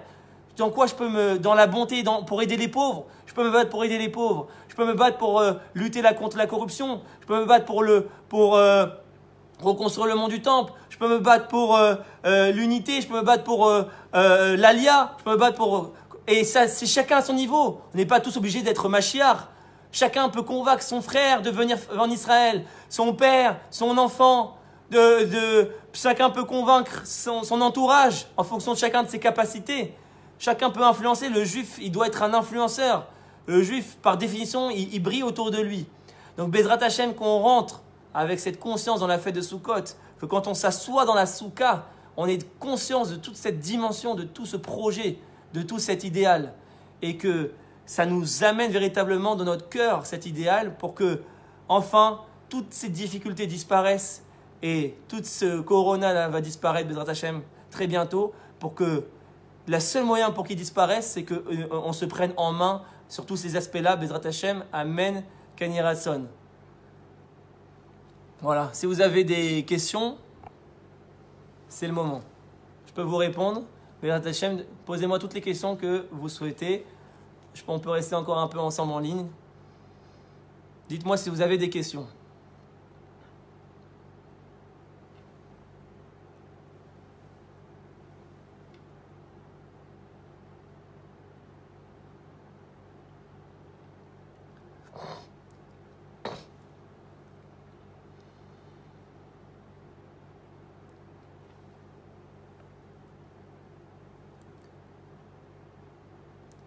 Voilà, on reste encore 2 minutes. Pour ceux qui ont des questions, dites-moi, vous pouvez poser des questions. Si vous n'avez pas de questions, vous me le dites. Voilà, on reste encore 2 minutes et on voit s'il y a quelques questions. Pas de questions. Ah bah, tout est très clair. C'est bizarre. Ouais, il faut ramener cette vision. Il faut... Le peuple juif quelque part, on a perdu cette vision. Où est-ce qu'on va? Où est-ce qu'Hachem veut qu'on aille? Où est-ce qu'Hachem il veut qu'on aille? Où est-ce qu'Hachem il veut qu'on aille? Se rappeler. Et c'est sûr qu'il y a un quotidien.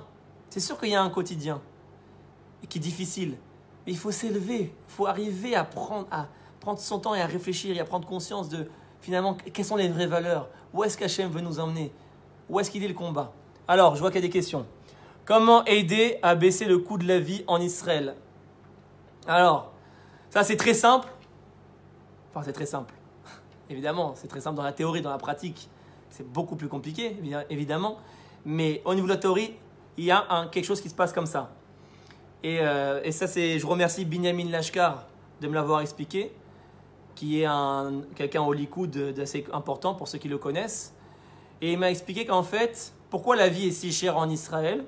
Parce que le système israélien s'est fondé sur un système communiste. C'est le communisme qui a fondé Israël. Or, aujourd'hui, les restes de ce système sont encore là. C'est-à-dire quoi? On va parler des monopoles. Aujourd'hui, en Israël, il y a des monopoles dans pratiquement tous les marchés économiques. Par exemple, si vous voulez importer, eh ben, il y a des taxes énormes. Si vous voulez produire, il y a des quotas. Il y a des quotas de production. Il y a des quotas d'importation. Par exemple, il y a un mois, la Moetzet, c'est-à-dire l'institution qui gère les marchés des poulets en Israël, et ils ont sorti un ordre à un agriculteur de détruire et de tuer 500 poulets parce qu'il avait dépassé le quota de production. Alors ça, c'est le malheur essentiel des Eretz Israël aujourd'hui, du système israélien. Pourquoi les prix sont si chers? Parce qu'il y a des monopoles dans les marchés et qu'il n'y a pas de concurrence. Et comme il n'y a pas de concurrence, alors les entreprises se permettent des prix très élevés. Par exemple, je ne sais pas moi, pourquoi l'électricité est aussi chère? Parce qu'il n'y a qu'une seule société d'électricité. Pourquoi il n'y a pas Uber en Israël, par exemple? Il n'y a pas de concurrence au taxi. En Israël, il y a des monopoles dans la nourriture aussi, etc. Il y a pas mal de monopoles. Il y a pas mal de quotas de production, etc. Si on ne peut pas produire autant qu'on veut, forcément, ça diminue la quantité. Et à partir du moment où ça diminue la quantité, qu'il y a un certain nombre restreint de poulets sur le marché, ce qui fait que le prix du poulet augmente. S'il n'y avait pas de quotas de production, s'il n'y avait pas de système communiste qui limitait la production, par exemple, et qui ne disait pas à un agriculteur, bah, tu tues 500 poulets parce que tu as dépassé le quota de production, si les agriculteurs pouvaient produire autant qu'ils voulaient, ça créerait une liberté d'économie, ça créerait une liberté de marché, et ça ferait automatiquement descendre les prix. Automatiquement, parce que plus la quantité d'un produit augmente, plus son prix diminue. Comme on sait dans l'économie, pour ceux qui ont fait un peu d'économie, le prix est lié à la notion du manque. C'est quand on a un manque de quelque chose que le prix existe et qu'il augmente, plus on manque de quelque chose, plus un produit est rare, plus sa valeur va augmenter, plus son prix sur le marché va augmenter.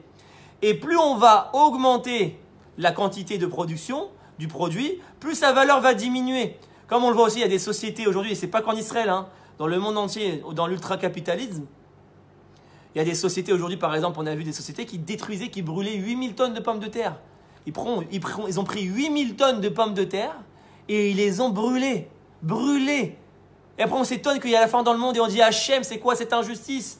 Il y a la faim dans le monde, c'est horrible. En Afrique, comment ils meurent de faim, etc. Mais c'est que à cause de l'homme. C'est pas Hachem. C'est que à cause de l'homme et des intérêts que l'homme s'est créé. Pourquoi ils ont détruit 8000 tonnes de pommes de terre? Parce que si ces 8000 tonnes rentraient sur le marché, eh ben ça cassait tous les prix. Et du coup, ça les intéresse pas. C'est comme dans le domaine médical, comme on sait aujourd'hui. On le voit très bien en France avec le professeur Raoult, à quel point il est boycotté. Parce qu'il y a des intérêts énormes dans le monde médical. Quand il a parlé de la chloroquine pour le corona, c'était un produit. Pourquoi ça a été autant boycotté? Parce que ça venait casser les prix du marché. Pour rien du tout, on pouvait distribuer des quantités. Ça venait casser les prix du marché. On sait même aujourd'hui que apparemment l'antidote contre le cancer serait trouvé, mais c'est pas intéressant pour les grands laboratoires pharmaceutiques que les gens guérissent du cancer, vous comprenez? C'est pas intéressant. Donc, ce n'est que des intérêts économiques, c'est pas des questions de complotistes ou des théories complotistes ou des minanceries. Moi, je ne crois pas tellement à ces choses-là, qu'il y ait un complot d'ordre mondial, etc. J'y crois pas tellement. Mais par contre, ce que je crois dur corps ferme, c'est l'égoïsme de l'homme et les intérêts économiques qui sont maintenus dans certains systèmes, ce qui fait qu'on ne peut pas développer les choses. Si on avait une bonne redistribution de la nourriture et que l'homme était bon, il n'était pas égoïste, il n'y aurait pas de faim dans le monde. Tout le monde pourrait manger 3 fois plus que sa propre... se rassasier. Il y aurait 3 fois plus de quantité pour rassasier même 50 milliards d'êtres humains. Hachem, il a créé Azan et Akol, comme on dit dans le Birkat. Hachem, il nourrit tout le monde. Alors comment on peut dire dans le Birkat que Hachem, il nourrit tout le monde et pourtant on voit des millions de gens mourir de faim? Non, Hachem, il a mis toute la nourriture possible au niveau du potentiel. Mais après, ça dépend de l'homme. Si l'homme, il crée un mauvais système basé sur l'égoïsme, basé sur l'intérêt, la poursuite du business, la poursuite du profit, et qu'il en a rien à faire des gens qui crèvent autour de lui, alors forcément, on aura des gens qui vont mourir de faim. Mais si l'homme, il était bon et qu'il n'y avait pas tous ces intérêts capitalistes, etc., alors il n'y aurait plus personne qui mourrait de faim. Et les gens guériraient des maladies. Alors je ne dirais pas que tout disparaîtrait, mais beaucoup de problèmes seraient solutionnés. Et bien notamment, les prix en Israël, c'est le même problème. C'est qu'il y a des monopoles et des quotas dans tout. Quotas d'importation, quotas de production. Et il n'y a aucune liberté de marché. Et à 50 ans, c'était encore pire. Aujourd'hui, ça a commencé à se libéraliser. Mais par exemple, là, j'avais discuté avec ce Binyamin Lashkar, qui est le leader d'un groupe au sein du Likoud qui s'appelle la Libéralim Balikoud. Il prône la libéralisation de l'économie totale. D'amener toute concurrence, qu'il y a une concurrence qui puisse se faire. Et ça, c'est le vrai enjeu de demain, c'est de créer une libéralisation de l'économie parce que ça va faire casser tous les prix. Et c'est ça le vrai social. Parce que aider quelqu'un, lui donner à manger, c'est bien, c'est du social, c'est du chesed. Mais combattre au niveau politique pour changer le système et améliorer, ça c'est le vrai changement au niveau social. Ça va changer pour tout le monde. Et à partir du moment où on a amélioré ces conditions sociales, alors forcément, même l'ALIA va se retrouver renforcée. Même les gens vont commencer à vouloir venir, ça sera moins difficile la vie ici. Donc il y a un vrai combat au niveau de la libéralisation, je pense, de l'économie. Et voilà, j'ai répondu, je pense, en partie à votre question. Bien sûr, c'est un sujet en soi, la libéralisation de l'économie, les prix du marché, etc. en Israël, pourquoi ils sont si élevés. Mais voilà. Il y avait une autre question. Alors, comment reconstruire le temple? Et après, dernière question, après on arrêtera. Je vois qu'il y a une autre personne qui a posé la même question. Comment reconstruire le temple sans qu'il n'y ait du sang versé? Alors,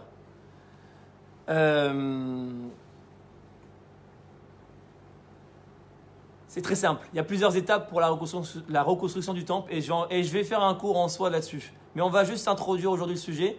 Mais sachez que je vais faire un cours sur le sujet, parce que c'est un cours en soi. Mais dans le prochain cours, si Dieu veut, je vais vous prouver par les sources que, en vérité, on se trompe. Ce n'est pas ma chair qui va reconstruire le temple.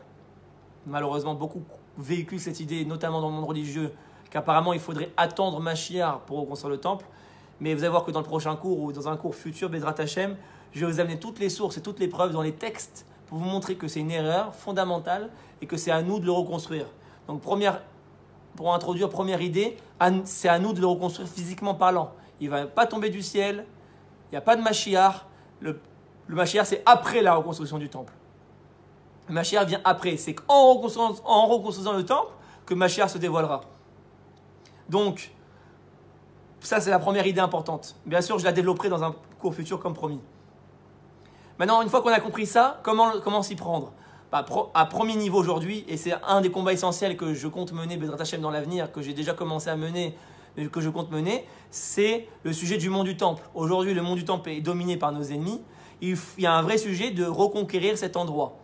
Alors, il faut réveiller les consciences par rapport à cet enjeu politique, de souveraineté politique, et réveiller les consciences par rapport à ce sujet. Et tout simplement, si on arrive à réveiller les consciences et à mettre des pressions politiques et peut-être même à prendre le pouvoir politique ou à influencer la politique, eh bien, il suffit d'une loi. Comment reconstruire le temple? C'est très simple. Une loi qui dit que l'armée d'Israël va et récupère la souveraineté sur le mont du temple. En 2 minutes, Israël peut virer tous nos ennemis de là-bas. C'est qu'une question de volonté. Au niveau de la force, on est 1000 fois plus fort qu'eux. Et en 2 minutes, on les vire. Et ensuite, on fait ce qu'on appelle un pinouille-binouille. Destruction, reconstruction. On fait passer une loi. Destruction de la mosquée et reconstruction du temple. Donc, on réunit tous les rabbanim qui sont experts dans le sujet au niveau de la halacha. Parce que le temple, c'est pas un binyan, c'est pas quelque chose d'anodin. Chaque pierre, il a une forme, il a une dimension, il a une mesure. Tout est calculé au niveau de la Kabbalah. Donc il faut des experts dans le sujet qui connaissent parfaitement comment le temple doit être construit au niveau des mesures, au niveau de toutes ces choses-là. On fait une réunion générale. On crée tous les plans architecturaux du temple. Et ensuite, on passe à l'action. On alloue un budget. Donc on prend un budget d'État. Aujourd'hui, on estime à peu près à 20 milliards de shekels le sujet. On alloue un budget de nos impôts, comme il a fait le roi David à l'époque. Comment il a construit le temple? Il a pris les impôts des Juifs. Chaque Juif donnait l'impôt, et par l'impôt des Juifs, il a reconstruit le temple. Comme ça, chaque Juif se sent responsable et se sent actif dans cette reconstruction. Donc, on alloue un budget de l'État à la reconstruction. On prend les meilleurs architectes, parce on prend les meilleurs ingénieurs, les meilleurs architectes, les meilleurs kablanim, et on reconstruit le temple. Donc ça, c'est au niveau de la théorie du projet.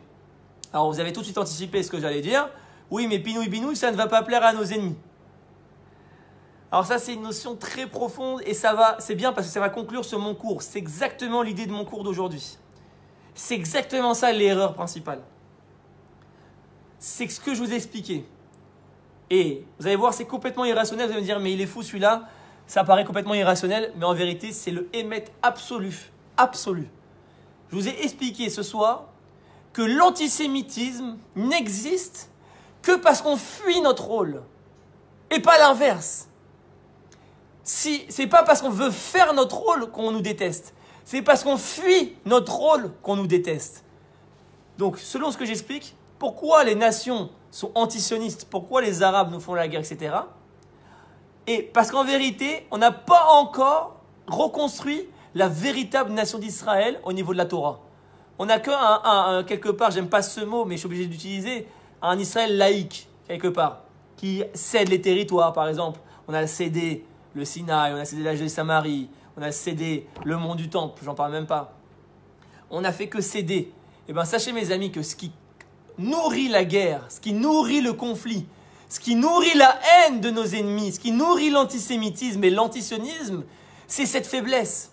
C'est cette fuite de notre rôle et pas l'inverse. Nous, on croit qu'en récupérant nos territoires, on va avoir la guerre. Mais on ne se rend pas compte que c'est l'inverse. Regardez aujourd'hui.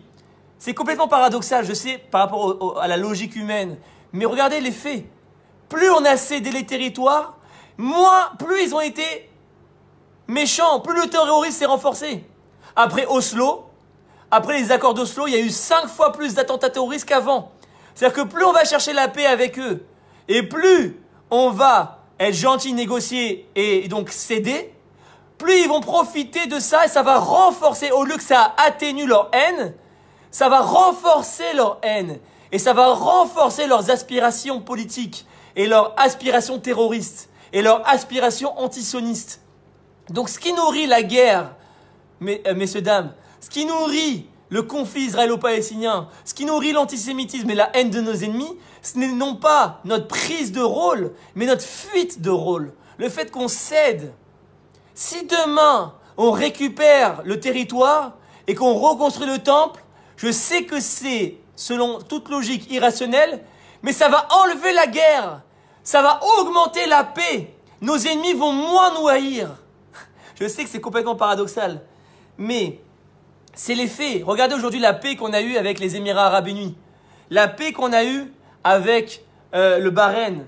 C'est la vision de la droite. Quand Bibi il a pris le pouvoir et qu'il est venu, il a pris le pouvoir, il a dit on va arrêter de faire shalom, tmurat, viturim. On ne fera pas la paix par des concessions. Shalom, tmurat, shalom, comme il a si fermement dit de nos jours. La paix contre la paix, c'est-à-dire que personne n'est intéressé de faire la paix avec des faibles. Personne n'est intéressé, et ça c'est toute la vision de la gauche. Personne, la gauche n'a amené que plus de guerres. La gauche n'a amené que plus de conflits. La gauche n'a fait que renforcer le terrorisme et l'aspiration de haine de nos ennemis. En cédant la terre, ils ont cru qu'ils allaient avoir la paix. En négociant avec eux, ils ont cru qu'ils allaient avoir la paix. Ils ont obtenu que plus de guerre et que plus de haine. Alors que Bibi, il est venu, il a révolutionné ce monde, il a révolutionné la pensée. Et moi, je pense qu'il fallait encore plus loin que lui. Mais déjà, lui, il a commencé ce travail de dire plus de concessions. Plus de concessions. La paix par la force. La paix par la puissance. Que ce soit la puissance militaire, la puissance économique, la puissance technologique, la puissance médicale. Aujourd'hui, les Émirats Arabes Unis sont intéressés à faire la paix avec nous parce qu'ils ont des intérêts et stratégiques et militaires par rapport à l'Iran et que Israël est maintenant une puissance régionale hors norme. Donc, par rapport à l'Iran, il y a des intérêts militaires et stratégiques de s'allier à Israël. Au niveau économique, il y a des intérêts de développement économique et d'échanges commerciaux. Au niveau médical, il y a des intérêts par rapport au corona aujourd'hui que Israël va donner des tuyaux, des conseils, de la technologie, de la santé et du matériel à ces pays-là. Donc c'est en développant la force que ça inspire la paix à nos ennemis. Ça inspire l'envie de s'allier à nous et non pas l'inverse. Donc ça paraît complètement paradoxal, mais l'apothéose de cette paix qu'on obtiendra, et non la guerre comme on croit nous, à notre niveau humain, c'est la construction du Beth Amikdash. Le jour où on va détruire la mosquée et on va reconstruire le Beth Amikdash, au lieu que, comme on le croit, on va obtenir une guerre mondiale, il va se passer tout le contraire, on va obtenir une paix mondiale. Et toutes les nations du monde vont se lever et vont dire « Bravo, ça y est, vous avez enfin compris votre rôle.